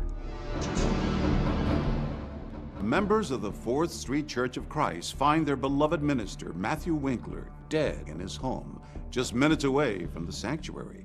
They immediately call the police. Where were you when you got the phone call? I was at home, of course, in bed, or getting ready to go to bed. Then I immediately started reaching out to the agents and the crime scene team to get them to start responding to this location. When the police came into the house, they cleared all the church members out, but they interviewed them as well and started picking apart the scene, looking for anything that could give them information. They would have started with the interior, taking photographs, taking measurements. Nothing was out of place. It wasn't ransacked, looking for valuables. But what would stand out is when you got to the back bedroom. There were blood stains on the pillows. There were blood stains on the floor. Matthew was laying beside the bed, and that's where he was found. But you think he was shot while he was still in bed? Yes, and he would have rolled over. Investigators were thinking of a lot of things that this scenario suggested. You have someone fatally wounded. No one else is around. Is this some type of robbery that had turned into murder? Was this a vendetta or was it a kidnapping? And it just went wrong. At that point, you don't know? You don't know. I mean, it's a mystery. What do we have here? This is actually the bed. This is the bed. That would have been where he was sleeping. Could have been shot from here or from here. Well, probably from this side. Right. He was shot on the bed, so that tells you that the shooter had no confrontation with him. There was no defense that Matthew could have put up, being that he was shot in the back. And this is the shotgun shell. It's actually the round that killed him. Over here, this is the bird shot. That's some of the bird shot. Recovered from his body. Correct. This is the actual shotgun. Yes, sir. Can you show it to us? That's 12-gauge pump. What kind of damage can it do, close up? Well, lots of damage. A 12-gauge shotgun shooting birdshot. When it makes impact, it's going to explode with all of these pellets. And Matthew had somewhere over 70 pellets in his back. And for investigators, each crime scene tells its own story. And this one would reveal a chilling detail. It seemed that the perpetrator wanted to seal Matthew's fate with absolute certainty. They were very disturbed when they noticed the telephone, clearly placed in a position that was out of Matthew's reach. And it was disconnected from the wall jack. So the killer unplugged the phone.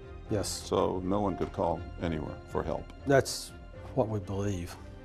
Even if he was able to survive or even live long enough to reach up and grab the receiver and hit zero, it wasn't going to work. There is breaking news that we've been following all day out of Selmer, Tennessee. It is a case of tragedy in a small town. A church pastor is dead. While investigators were combing through the crime scene, news of the death of the much-beloved preacher Matthew Winkler shook Selmer to its core. And, you know, it's just shock. Everybody's just in shock about it. This is the 4th Street Church of Christ here in Selmer, and all day long, church members have been coming and going. You can see it in their faces how distraught they are about the death of Pastor Matthew Winkler. Who would have done something like this? Everybody loved him from what we understood. People were frantic, thinking that there may be a killer somewhere in their community. And do police have a motive they're working on, any kind of theory here? Now, they are telling us very, very little about this. Matthew was often approached by people who had addiction problems or financial problems. What if Matthew turned one of those people away? What if they had come back in anger? An Amber Alert is issued for 3 little girls. Police need to find Mary Winkler, 1-year-old Brianna, 6-year-old Mary Alice, and 8-year-old Patricia. They, along with their gray minivan, were missing. Were they in danger?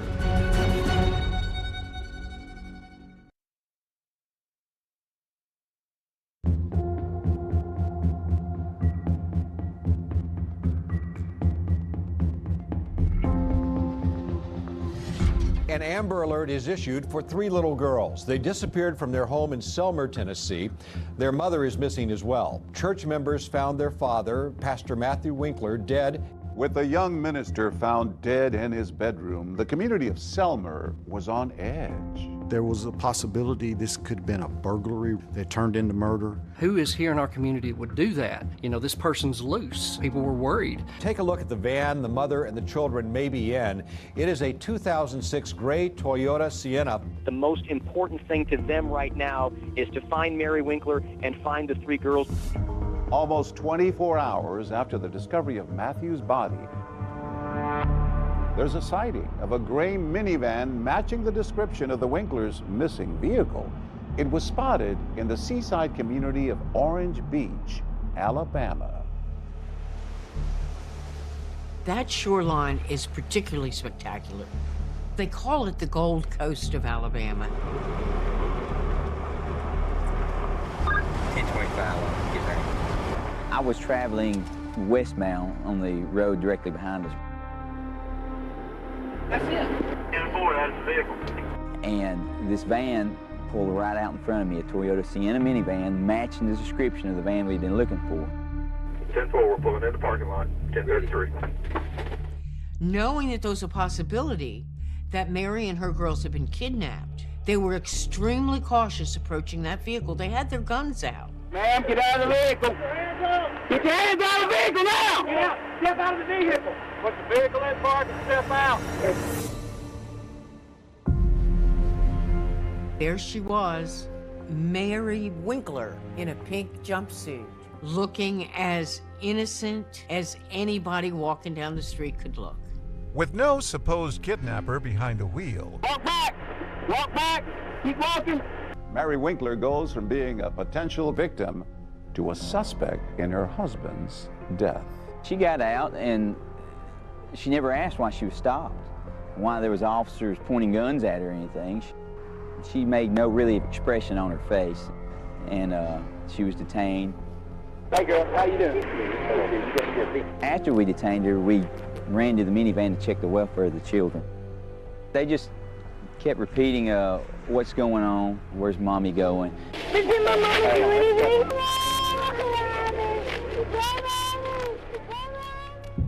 Shortly after Mary's arrest, police search the minivan and they make a stunning discovery.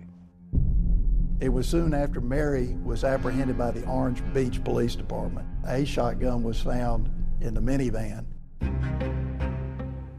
You've heard the term, we found the smoking gun. Well, that's exactly what we thought. We had found the smoking gun, and it was just our job now to put the facts and the details together. Back in 2006, Stan Stabler was a corporal with the Alabama Bureau of Investigation. I received a call from Orange Beach Police Department that evening. They requested that I come to interview Mary Winkler. It's March 23, it's about 9:55 p.m. We're at Orange Beach PD. I'm Stan Stabler with ABI. If you would just speak your name for me, please, ma'am. Mary Winkler. When we first started, I got a lot of background information about her, their marriage. How long have you been married? 9 years, 11 months. How was your marriage? Good. We talked about the children. I met your daughters, and very sweet girls. Had McDonald's, they eat, and they're wrapped up in blankets, warm, watching a movie. Thank you. I wanted to build a rapport with Mary where she felt comfortable with me. Want something to drink? Water's fantastic. Okay. Sitting across from him is this eerily calm mother of three, 400 miles away from home. Stan Stabler wondered, why did Mary Winkler drive her girls all the way to Orange Beach, Alabama? They've never been to a beach that they remember. This is just my last time to be with them. I just wanted to be with them before they had bad days. Have a happy day. She wanted to spend some time with the girls because she felt that she would not be seeing them after she was caught. I asked her about anyone else involved, you know, an affair. Y'all didn't have any major problems going on? No. Anybody else involved with either party? Oh, no. She was not as emotional as a person should be if they learned about the murder of their spouse. Just go step from step and tell me what happened. I just can't. Why can't you talk to us? Is it me? No. I mean... No. She was very strong-willed not to disclose a lot of details. I want to hear your side. I appreciate I feel like you have genuine concern, and I do appreciate you. Tell me why a mother of three, a wife of over 9 years, almost 10 years, what would make you do this? Why? No comment. It was a very, very strange interview. Has he ever hurt you? Not physically. She said she did not want to talk about Matthew because she didn't, quote, want to smear him. No matter what, in the end, I don't want him smeared. All we are seeking the truth. And we're not here to smear anybody. Corporal Stabler asks Mary about that shotgun that police suspect she used to kill her husband. Did you load it? I messed it up and put it back. Where was it? We keep it in the top of the closet, out of reach. The truth started coming out. Mary admitted she was holding that gun. She didn't admit that she pulled the trigger. She said she didn't remember that. How many times did you shoot? Just one time? Surely not. Huh? Surely not. How do you know you didn't shoot more than once? I don't. And then finally, after almost 2 hours of questioning, a possible motive. I love you dearly. But gosh, he could just nail me in the ground. I have nerve now, and I have self-esteem. And so my ugly came out. When the ugly side came out, somebody ended up shot dead.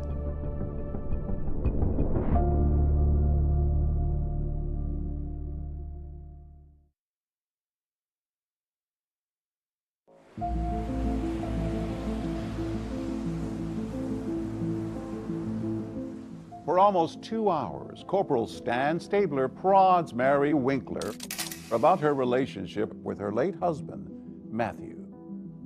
Mary Winkler eventually, during that interview in Alabama, did tell investigators that he picked on her. What she was describing as someone who was abusive. How would he run you down? Bad mouth? Chewing on you, yeah. Just fussing at you, Just nagging all the mistakes. time? And some well-deserved, by all means. It gets old. But gosh, I don't want to talk about that now. I love you dearly. But gosh, he could just nail me in the ground. I just took it like a mouse. Didn't think anything different. I never spoke up. She told me he was a good man. He was a good father. He was a good husband. She said, you know, at times he would get mad. She related it to blood pressure problems. But he was so good. So good, too. A lot of times he had high blood pressure, but he'd never go enough to the doctor to get medicine for it. There's no sense, you know, just say the lady was a moron, evil woman. She said she had had thoughts in the past about killing him. Yeah, I didn't just get up and say, hey, let's see how this thing works. I've been battling it not to do that for him, and I don't know why. Was he chewing on you when it happened? I don't even know.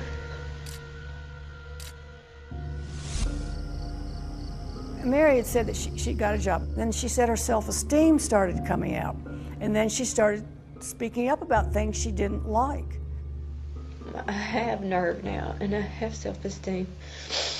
And so my ugly came out. When the ugly side came out, somebody ended up shot dead. So that's what Mary's ugly side is. The side that shoots her husband in the back with a shotgun.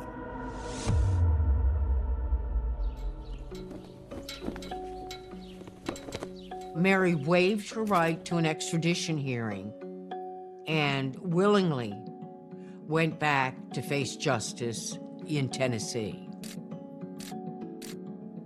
While in Tennessee, investigators from the Tennessee Bureau of Investigation take another statement from Mary, which she initials. And this time, Mary drops a few bombshells about the morning Matthew was killed. While she never admits to pulling the trigger of the shotgun, Mary does tell TBI agents she heard a loud boom, white blood from Matthew's mouth, and told him she was sorry. It became real obvious that there was only one thing for the police in Tennessee to do, and that was to charge her with murder. The startling account of a pastor's wife accused of killing her husband becomes big national news. This is Good Morning America. That murder mystery that has stunned everyone. A popular minister in Tennessee gunned down in his home, and the confessed killer is his young wife. Why? People were wondering what would cause them to have their ugly come out.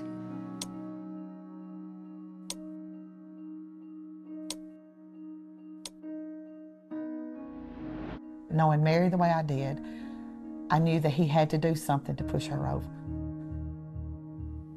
Mary's sisters say they saw a change in Mary once she got married. I don't remember hearing her laugh.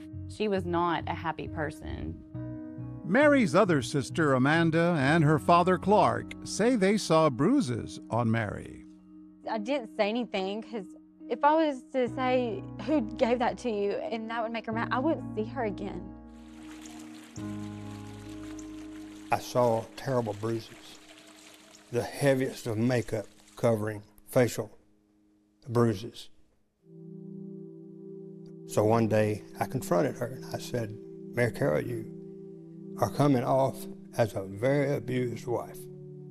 And Mary Carol would hang her head and say, no, Dad, everything's all right, everything's all right.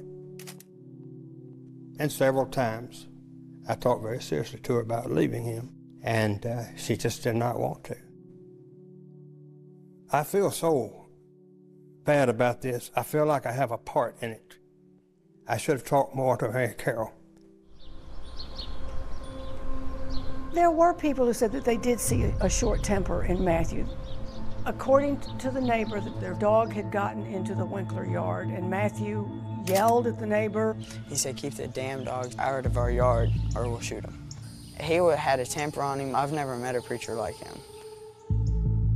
This never rose where it was ever a volatile encounter with somebody. It was just being stern, like the dog, hey, please do this. I've warned you. As investigators dig deep into the Winklers' lives, they come to believe that Matthew's killing may actually have been about money. That's what was the root of the evil in this whole situation. According to them, Mary was knee-deep in financial fraud, and investigators suspect that weighing heavily on her mind was an upcoming trip to the local bank. The bankers set a meeting for Mary and Matthew to meet at the bank on March 22nd. I think she was desperate and afraid.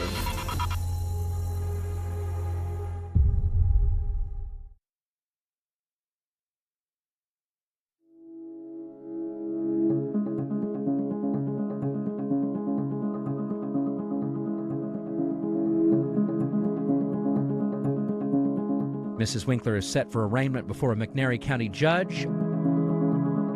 After Matthew's death, Mary appeared in a Selmer courtroom, trading in her Sunday best for an orange jumpsuit. It was somewhat of a shocking vision because she just does not look like anyone who could do anything like shoot her husband.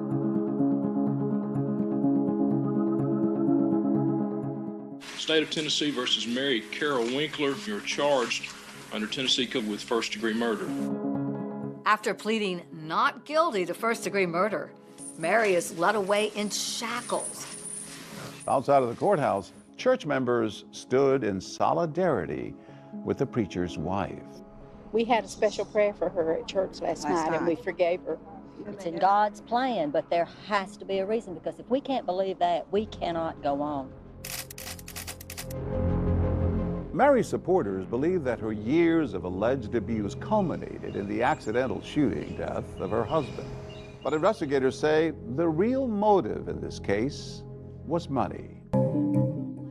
Early on in the investigation, TBI was interviewing local banks, and they more or less came to the TBI and said, "We got to tell you what's going on here." Investigators have learned from bank officials that Mary was in over her head financially after they say she got caught up in a so-called lottery scam, which was sweeping the country. A lottery scam is when you get email or even a letter that tells you that you have won a lottery. Here's how it works. The scammer sends a counterfeit check for an initial payment worth thousands of dollars. Now, in return, you're supposed to send them money to cover the processing fees. The scammers make money off what you send them. Meanwhile, all you get is a worthless check. Mary had entered all sorts of things. So when she got this saying that she'd won $250,000, she believed it. What do we have here? These are bogus checks. So Mary Winkler got these checks in the mail. Yes. And she thought, wow, $4,880, $4,900. Yeah. You're going to receive lots more once you send us the money, but she did not send the money back. She kept all the money. Back in those days, if a person deposited a check or cashed a check, they would actually receive the complete amount of money because it immediately went into your bank account. Back then, you just didn't have the automation like you have today. So it could take weeks for the checks to come back as counterfeit. So when that happened, the banks wanted their money back from Mary, over $16,000. And that is when investigators allege Mary cooked up a scheme of her own to cover her losses. She was actually writing checks for one bank to cover checks at another bank. What investigators say Mary was doing is called check kiting, floating funds between banks, and that's where the kite comes in. And in doing so, she knew that she didn't have the funds in that bank to cover the charges, and that is an illegal act. It's easy to see how desperation can lead you down that path where you're trying to find a way out and you don't know what to do. Was there any evidence that Matthew, her husband, the minister, was in on this or knew about it? We have no evidence because he never went to the bank. He never had his name on anything. These other accounts was in her name, so he wouldn't have access to her accounts. According to investigators, Mary went to great lengths to conceal her alleged financial crimes from Matthew. They say she opened up a personal account out of town, changed her mailing address to a P.O. box, and she even tried to remove Matthew's name from their bank account. But investigators say Mary's alleged financial scheme fell apart after one late deposit sent her bank account into a tailspin. I think it got a little out of hand because she got at some point like $5,000 overdrawn, which is a really bad position to be in. $5,000 in 2006 on a small town pastor's pay and a substitute teacher. You might as well say $100,000. Things came to a head on March 21st, 2006. That day, Mary Winkler was working as a substitute teacher here at Selmer Elementary School. She receives an urgent call from the bank asking her to come in the very next day to clear up her overdrawn account. And they tell her to bring her husband, Matthew, along. In fact, in this statement to TBI, Mary admitted to having a heated discussion with Matthew about their finances the night before the shooting. She says, "I had gotten a call from the bank, and we were having troubles. Mostly my fault. Bad bookkeeping." And then she goes on to say that the two were upset with each other and that she got to a point and snapped.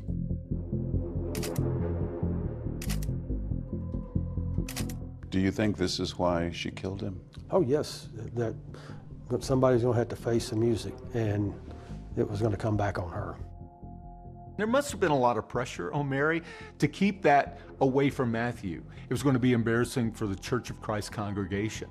It was going to speak very loudly that something's amiss in this family. It's a reflection of the church. It's a reflection of God.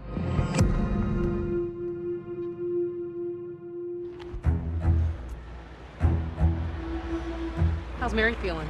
Prosecutors might think this is an open and shut case, but as Mary's murder trial gets underway, no one could imagine the twists and turns to come. Mary Winkler had what appeared to everyone a marriage made in heaven, but behind closed doors, it was a living hell. Ms. Winkler, if you'll come forward, please, ma'am. And when the demure preacher's wife takes the stand, dark and lurid details would soon come to light. Did it hurt you? Yes, sir. Oh my goodness gracious. This is stuff that doesn't happen.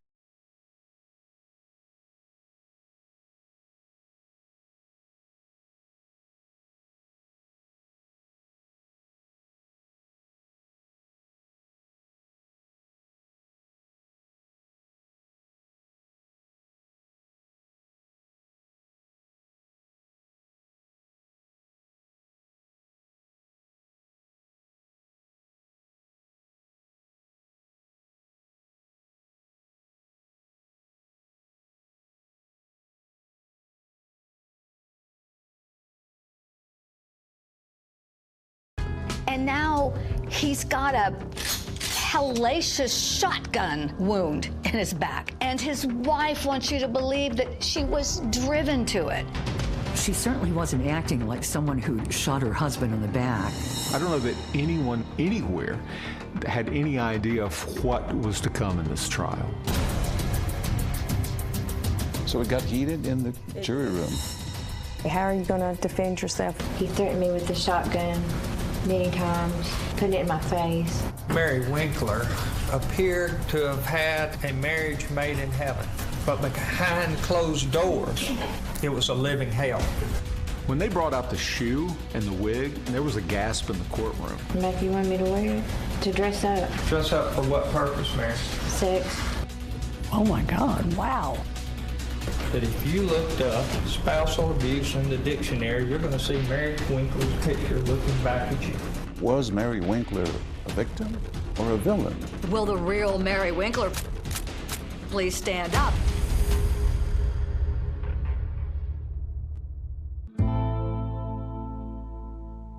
A grand jury had indicted Mary Winkler on a first-degree murder charge for the killing of her preacher husband, Matthew Winkler. She pled not guilty and went back to McMinnville after her father posted her $750,000 bond.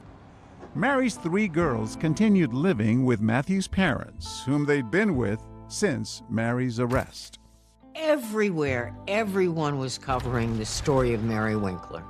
When you put the story in a nutshell, this preacher's wife shoots her husband in the back while he's sleeping and then takes her daughters to the beach. That sounds outrageous, absolutely outrageous. How can you not follow that story? Well, people were wondering what would bring someone to this breaking point. What would cause them to have their ugly come out? And I think that was the big question.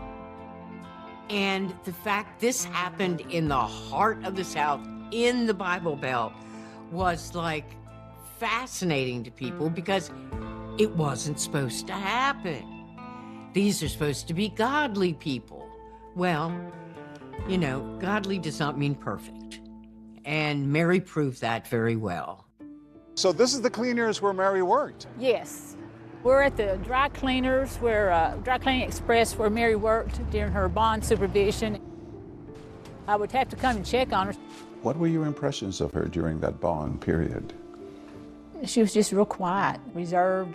We all just really loved her, and, you know, we got to be good friends.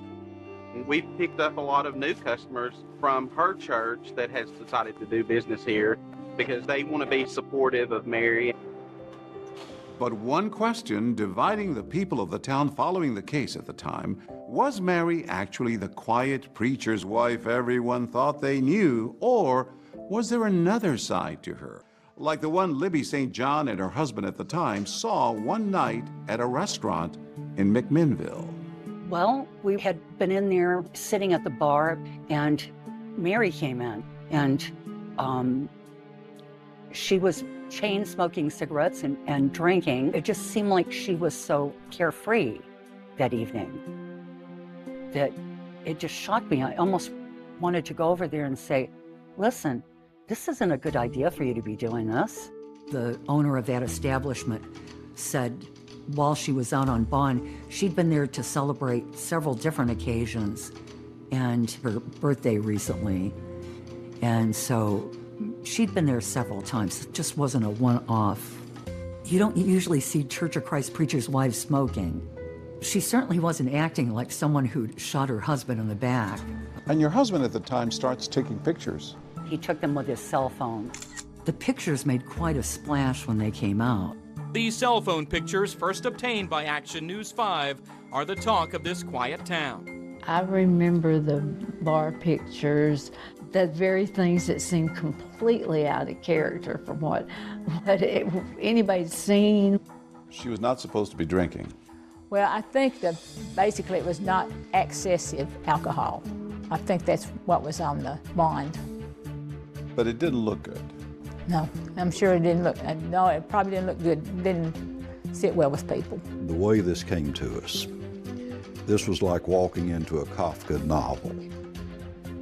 Nothing lines up with logic. Her life was taking some strange turns that didn't make any sense. Her outward appearance changed, her clothing changed. It was like someone flipped a switch. And when she started kind of hanging out at night, there was a feeling that this was a little quick. Why are you doing this? Maybe were you that the whole time?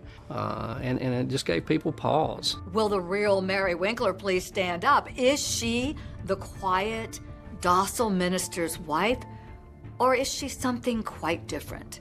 With the trial gearing up, everyone was about to hear a tale they never expected from the preacher's wife. Yeah, I don't know that anyone in Selma, and few people anywhere, had any idea of what was to come in this trial. Mary's murder trial began on April 9, 2007, with the prosecution pushing for a first-degree conviction. The case was one of the biggest things the small town of Selma, Tennessee has ever seen. The media put this tiny courthouse right in the middle of the public's attention. Television stations from Nashville, from Memphis, some from Huntsville, Alabama, were there in the courthouse because this was such a big story. What was interesting was Mary Winkler arriving with her attorneys, appearing about as meek as you could appear. Inside, the courtroom was packed, and the crowd included members of both families. You had Matthew Winkler's parents there. Mary Winkler's family was there, her father. We may begin with opening statements. The state may proceed first. Thank you, ladies and gentlemen. My name is Walt Freeland. I'm an assistant district attorney. My strategy, like in every case, is to put on all my facts, because facts are stubborn things. You have to set aside whatever you think might have happened and just listen to the facts. There is no good reason why Matthew Winkler was murdered by Mary Winkler. The jurors are about to hear Mary's interrogation tape, where she says she snapped because of Matthew. He would knock his self-esteem down? No, just chewing whatever. And that's the problem. I have nerve now, and I have self-esteem, and so my ugly came out. Just kind of got to a boiling point and just boiled over. There's no sense, just say the lady was a moron, evil woman, and let's go on with it. Prosecutors bring out that big, powerful shotgun that was used to kill Matthew. The point being to show the jurors that this could not have been an accident. You couldn't just pick the gun up and pull the trigger unless it had been racked. Could you prime it or pump it or whatever it takes to get it in a functioning position? Could you do that? Yes, sir. By racking the shotgun, it places a shotgun shell in the chamber so it can be fired. The fact that she did tells me she had already thought in her mind what it was going to be like to shoot that shotgun. All that leads me to believe premeditation. But to rebut the prosecution's theory of premeditated murder, the defense will call their star witness. The defense calls the defendant, Mary Carol Winkler. The only person alive who knows exactly what happened the day Matthew was killed. Somebody's looking for the truth, the whole truth, so help you God. Yes, I do. The most important witness in this trial, the one that everyone anticipated, takes the stand. And she testifies to some pretty shocking stuff.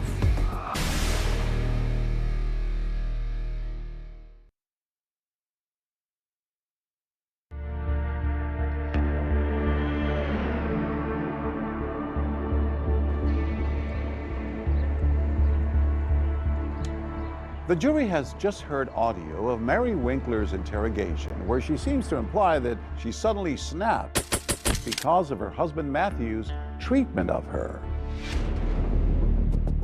I have nerve now, and I have self-esteem, and so my ugly came out. Prosecutors tell the jury that Mary's real motive for the killing had nothing to do with Matthew's treatment of her. Instead, they say that the motive was about that alleged financial fraud they claim she was knee-deep in. This was a premeditated act because Mary Winkler was in control. Although investigators believe that the money was the motive in this case, they never charged Mary with any financial crimes. She was the one that handled the finances. The finances were in shambles. A bank investigator testifies that Mary had allegedly been scamming banks out of thousands of dollars by writing checks to herself and then floating money from one account to another. These deposits were drawn off of the same bank, First State Bank, and were deposited within days of each other into the ATM at Regions. So this check from Mary Winkler to Mary Winkler for $2,000 was deposited in the Mary Winkler personal account on March 20th, 2006. Correct. March 22nd, 2006, Mary Winkler and her husband Matthew were supposed to go to the bank and explain where the money came from, where the money went, and how they were going to pay it back. The house of cards which she had set up was falling down. March 22nd was the day it ended up that he was shot. The prosecution claimed that Mary killed her husband Matthew because of the deep financial hole that she had dug for herself. But when it was the defense's turn, they painted a very different picture of Mary, claiming she was the victim in this case and Matthew was the villain. Mary Winkler appeared to have had a marriage made in heaven, but behind closed doors, it was a living hell. The proof will show that Mary was his whipping boy. Part of the defense strategy was to put Matthew on trial. They put on the stand a church secretary who claimed she overheard some really harsh words coming from Matthew to Mary. The tone, the sounds were of anger, berating. What did you say to Matthew? Those are things that a husband shouldn't say to a wife. You are to be a leader by example and not by force. Another witness to take the stand was Mary's own sister, Tabitha. And she said Mary complained that Matthew tried to keep her away from her family and control her every move. How would he act to her? He pretty much dictated anything that she did. She wasn't allowed to make any decisions for herself. She would have to say, I have to check with Matt, and it was usually no. There was testimony from the defense about how Matthew could act aggressively, but there was not a lot of information. And the jury may have thought, well, if he was this awful man, wouldn't more people have seen more? Defense ready to call its next witness. We are, Your Honor.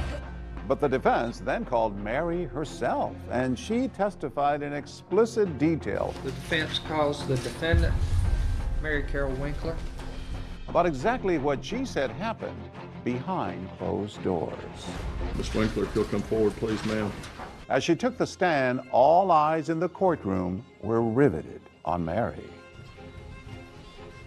Mary Winkler was up there, appearing meeker than you would think anyone could. For much of the testimony, it appeared to be her head was down in shame. Now remember, the state argued that Mary intentionally killed her husband to cover up a messy web of alleged fraudulent check kiting. But on the stand, Mary had a simple answer. Matthew made her do it. Who directed those deposits? Matthew told me where to put them, and I put them in the bank. Mary also testified that Matthew knew that the banks were demanding answers over the financial issues with their accounts. He was upset, and I just tried to continue encouraging him if he would please go in and do that. Did he say he would? He said he would, but he had been saying that for weeks. Mary explained to the jury that she didn't stand up for herself because she was so afraid of Matthew's volatility, his temper. How did he act when he yelled and screamed at you? He flailed. He just was all over. He would just be furious. He went from certain threats to more serious threats. Can you be specific to the jury about any threats? He told me one time that he was going to cut the brake lines out of the van.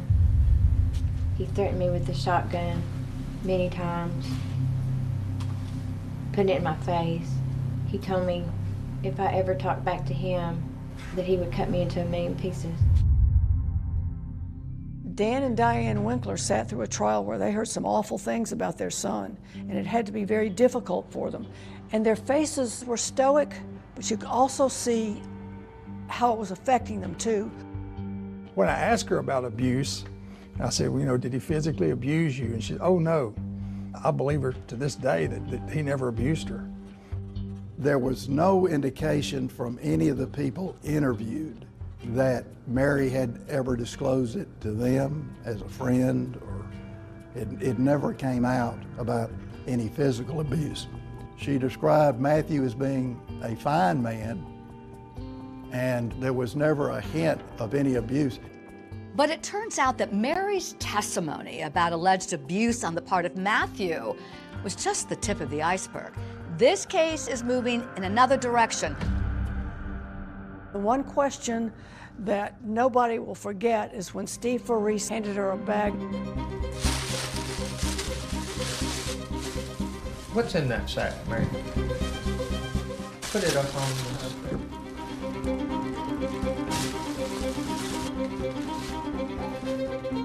When she was testifying to all of this, oh my God, wow.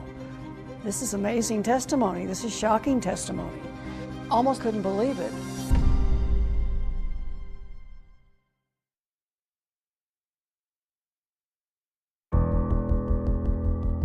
On on trial for the murder of her preacher husband, Matthew. Mary Winkler tells jurors that she was living in a marriage from hell. I had asked Matthew to have a divorce, and he absolutely denied it. That would not be allowed. That was not an option? No, sir. According to who? Matthew. Preachers can't get a divorce. People want to know, okay, how do you preach the things you preach and you're divorced? Mary's defense team would also expose what they said was another dark side of the Winklers' marriage. One that would take this trial into a surprisingly different arena. What's in that sack, Mary? Shoe and a wig. Show me the shoe that's in there. Put it up on the side there. Is that the kind of shoe that you would wear to church? No, sir. Where'd you get that wig, Mary? From Matthew. Well, why was that shoe bought, Mary? Matthew wanted me to wear it to dress up. Dress up for what purpose, Mary? Sex. When they brought out the shoe and the wig and put those on the witness stand, there was a gasp in the courtroom. It was just a moment in this case, I think, that everything turned. And then hearing the preacher's wife accuse her dead husband of all of these things that were not allowed in the Churches of Christ congregations. These were sins. Mary testified that Matthew had porn up on a computer and wanted her to watch it. What would occur after he'd asked you to look at the photographs? Go have sex. Did he ever ask you to engage in any type of sex that you felt was unnatural? Yes, sir.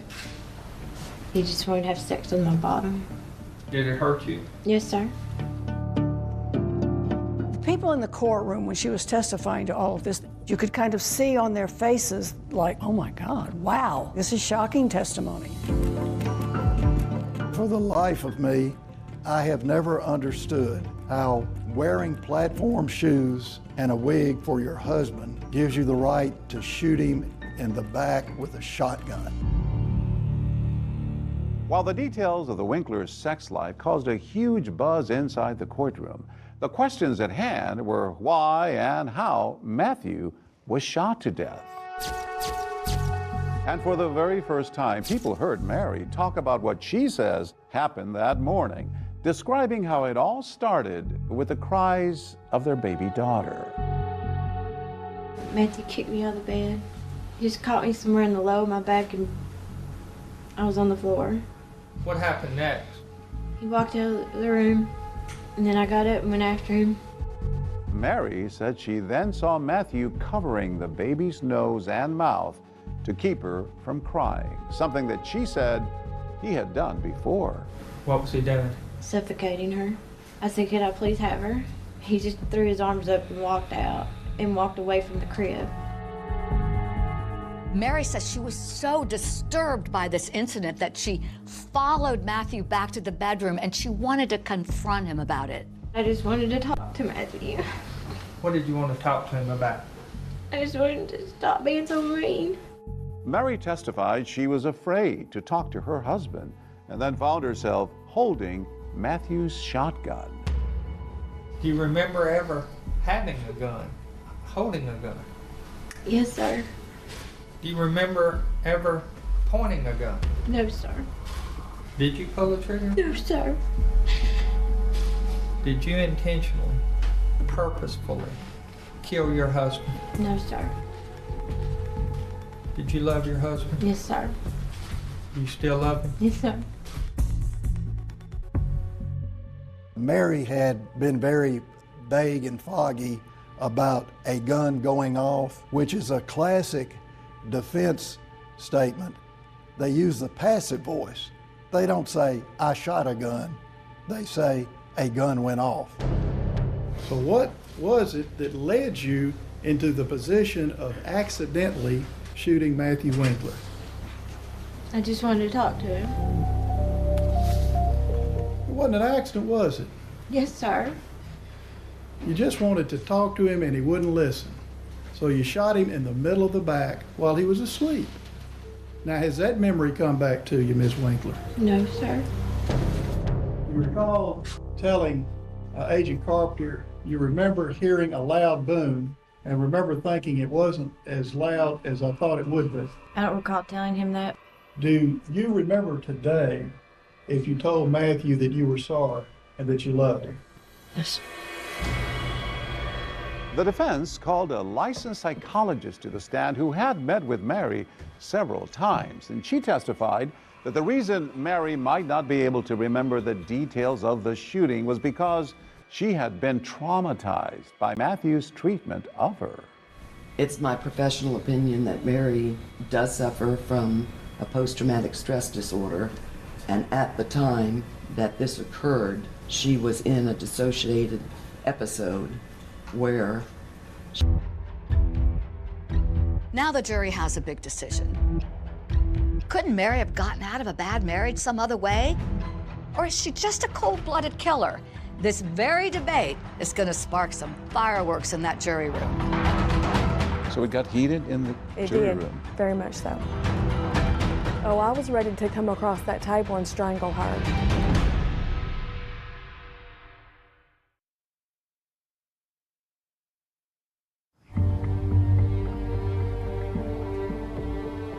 This morning, the jury is in deliberations, and Mary Winkler's fate hangs in the balance. Emotions ran high as jurors seemed hopelessly divided on whether Matthew Winkler's death was murder or a fatal accident. There was some that didn't feel like she should get anything. They were ready to let her walk. They felt like he deserved what he got. And then you had some that was like, yes, she was abused, but she did take a life, and that she should get something out of it. We were very stressed during that time because we didn't know how to work it out.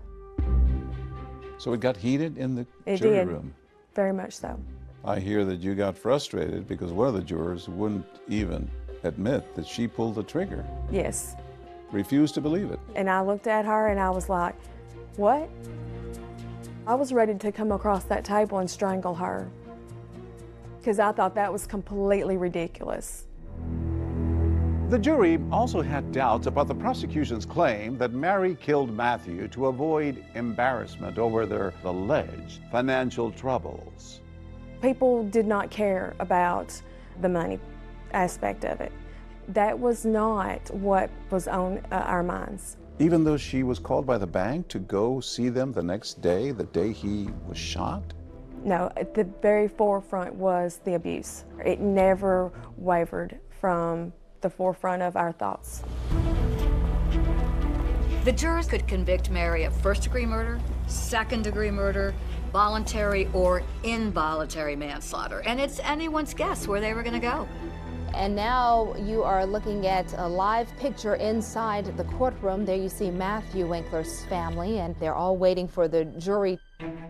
After 8 hours of deliberation, the jury had finally reached a verdict. And members of the jury are expected to read that verdict coming up momentarily. Ms. Winkler, if you could please stand, ma'am. And in true Mary Winkler fashion, she remained stoic as the verdict was read. We, the jury, find the defendant, Mary C. Winkler, guilty of voluntary manslaughter. There was a little bit of a gasp in the audience. I don't know that many people expected her to be convicted of anything less than first-degree murder. With voluntary manslaughter, there is an intent to kill, but you were provoked by something. There you see Mary Winkler's father, and he looks a little bit surprised there. To the shock of Mary's supporters and the dismay of Matthews, Mary will face just 3 to 6 years behind bars. Would this jury have allowed Mary to walk free? Part of them would have. No comment. They felt like she had already lived through prison with the life that she lived, and that it was justified and that she deserved to be free. That's why you compromised and agreed to the lesser charge? Yes, because I didn't want her to walk. In Tennessee, 33-year-old Mary Winkler is awaiting sentencing after being found guilty of killing her preacher husband. Mary, how you feeling? On June 8, 2007, everyone gathered in the courtrooms for Mary's sentencing as she pled for mercy. I think of Matthew every day in the guild, and I'll always miss him and love him. There were bad times, but there were good times, and I wish I could have that good Matthew and that we could live together forever. If I were Matthew's parents, that statement would have felt like a kick in the teeth. It was so disregarding of their feelings on facing this reality. Matthew was a wonderful person. He loved life. He loved his family. He loved the Lord God with all of his heart and soul and mind. The monster that you have painted for the world to see, I don't think that monster existed. There's been no remorse from you. You've never told your girls you're sorry. Don't you think you at least owe them that? You've never told us you're sorry. I think you at least owe us that. I can understand why a mother would more than ask that. And I would think a mother, as in Mary, would also want to apologize. The damage is done. When the judge handed down the sentence, you could have heard a pin drop in that room. The defendant is hereby sentenced to a term of 3 years. Her sentence is to be served in split confinement with 210 days of incarceration, with appropriate credit to be given. With time served, Mary Winkler spent only one more week in jail in this very cell, and then 60 days in a mental health facility. To her supporters, it was a clear victory, but to others, it was nothing more than a slap on the wrist. People were very shocked by that sentence and really couldn't believe it. Matthew's parents had to feel betrayed by the system. They had to feel as if the jury had been played. When you found out that she was going to get such a short sentence, what went through your mind? I was heartbroken, actually. I felt like I had failed. I felt like I had failed, like I didn't do my part, that I had let her off. I believe she should have served more time, but we did what we did because that was all we could do. After the trial, the town of Selma remained divided over whether Mary really got justice. Meanwhile, for Mary, the saga isn't over. After the sentencing, the public thought, okay, that's it. They've heard everything, but it was not. She wasn't finished talking. She wanted to tell her story to everyone. Hey. Hi, Oprah. Nice to meet you. Nice to meet you. Tell me why you wanted to have this conversation today.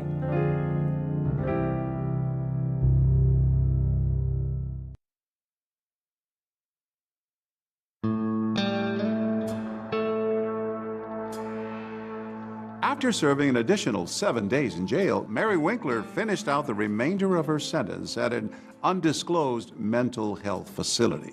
And while there, she had a visitor on the weekends. Turns out, while she had been working at the dry cleaners, she struck up a relationship with her boss's brother. His name, Darrell Pillow. I saw interest in Mary, and I thought Mary saw interest in me. Darrell Pillow says sparks flew. It was instant attraction when he first met Mary at his brother's dry cleaners. I was attracted to Mary. I mean, we do have a lot in common. You know, we laugh, we got the same hobbies. It felt very normal. It felt like it was meant to be, you know, that we was meant to be together. I know the first time that we sat on the couch and I hugged her and she said, oh, this is, you know, I've missed this, you know, and that's what she needed. She needed somebody to hold her and hug her. I remember hearing that she may have had a new acquaintance. She was just a very sweet girl. I mean, it's just, it felt normal to be with Mary. Now, I never felt scared or threatened. Our relationship was on, we had an adult relationship. Even though Mary was in a mental health facility, Darrell says he would come to visit her on weekends. The two were able to get closer, and he says They even got to the point where they discussed marriage. We kind of joked around about it, you know, but it wasn't nothing serious. It's not like we set a date or you know, maybe years down the road it may happen. I don't know. But you know, the option's there. But soon after Mary was released from the facility, Daryl says she ended things with him. She just said, Daryl, I've got to be single right now. And I said, that's fine. She needs to be focused on her children, and that's where she's at right now. She is focused on her children. Since her arrest, even though she had visitation rights, Mary's 3 daughters had been living with Matthew's parents, Diane and Dan Winkler. But once back in McMinnville and now living with friends, Mary is on a mission to get those 3 girls back. Mary's got a long way to go, but she's on her road. She's on the way. She's gonna make it. Since she's gotten back home, the Mary that we came to know and love, the grinning, the cutting up, you know, she's back. Mary was determined to fight, and one way she could do that was by being the perfect parolee. How do you think her time in jail impacted her life? Well, she had time to think about what happened, I'm sure, and reflect on what she had done, and I'm sure she wanted to get out so she'd get back with her children as soon as possible. Her children were very important to her. She lives and breathes every day for those girls. What she wants to do is get on with her life, let people leave her alone, get her girls back, and mourn her husband. That's her words. Now back home, the once shy and demure former preacher's wife, who wanted a quiet life, raised eyebrows again after making one of her first stops, the Oprah Winfrey Show, telling Oprah she hoped by speaking out, her story might help others. An Oprah exclusive. For the first time, Mary Winkler, the wife who killed her pastor husband. Mary Winkler appeared on Oprah just as she appeared on the stand. Very soft-spoken, very meek and mild. And but I remember Oprah wasn't buying any of it. You know, Oprah didn't let her off the hook. Was a shotgun in the baby's room? No, we kept it in the closet. It's just, I can't, there's a lot of things that don't make sense to me. Yeah. Well, imagine, it doesn't make sense to me either. I know. She kept prying and asking her and just telling her, okay, help me make sense of this. The gun is aimed at him at some point. Do you remember that? Well, no, because when I heard the boom, I just took out of there and took off running. And then Mary explained to Oprah the importance of getting those girls back. I'm their mother. You killed their father. I did not want any of this to happen. Even though the girls had been living at Matthew's parents' home, the Winklers wanted to formalize it. They filed a lawsuit to adopt their granddaughters and terminate Mary's parental rights. Mary Winkler looked happy and confident when she walked into the courthouse in Huntington for another showdown with her former in-laws over custody of her 3 daughters. But there's still one more turn to come in Mary's roller coaster ride of a life. Her life seems to be normal, except for one thing. One more startling secret to reveal. Something else had happened to Mary Winkler that was surprising, shocking.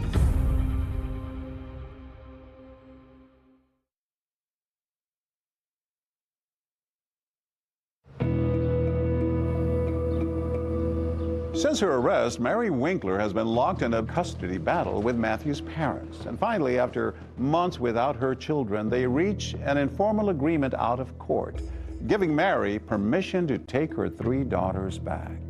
My girls are my girls, and I'm their mother, and we were just put back together, and we've picked up where we were separated. I know. Come here, Emma. After finally getting her children back, Mary Winkler sits down for one more exclusive interview with Janice Broach to reveal yet another setback in her life. Tonight, Mary Winkler is back and she has a secret. I had found out that Mary had been diagnosed with MS, multiple sclerosis. My right hand and my right foot were completely disabled, could not use. And so I was very fortunate that I have been able to come back to full capacity. 17 years after she shot her husband, Mary Winkler lives a quiet life. But to this day, there are still lingering questions in Selmer about whether justice was served in her case. I believe that she actually got away with murder of her husband. Justice was not served, in my opinion. Was Mary Winkler a victim or a villain? Both. Did Mary get away with murder? Yes, she did. She's going to have to answer for what she did. It's not up to me to forgive her. What she did is between her and Matthew and his family and God.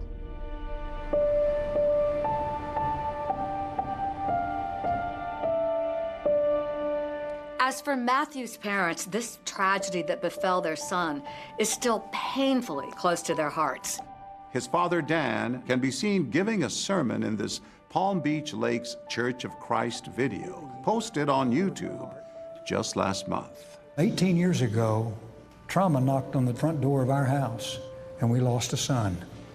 I live with that emptiness all of the time, and it's been almost 2 decades. But I remember the sound of his voice. And every time we sit down at a Christmas table as a family, there's an empty place.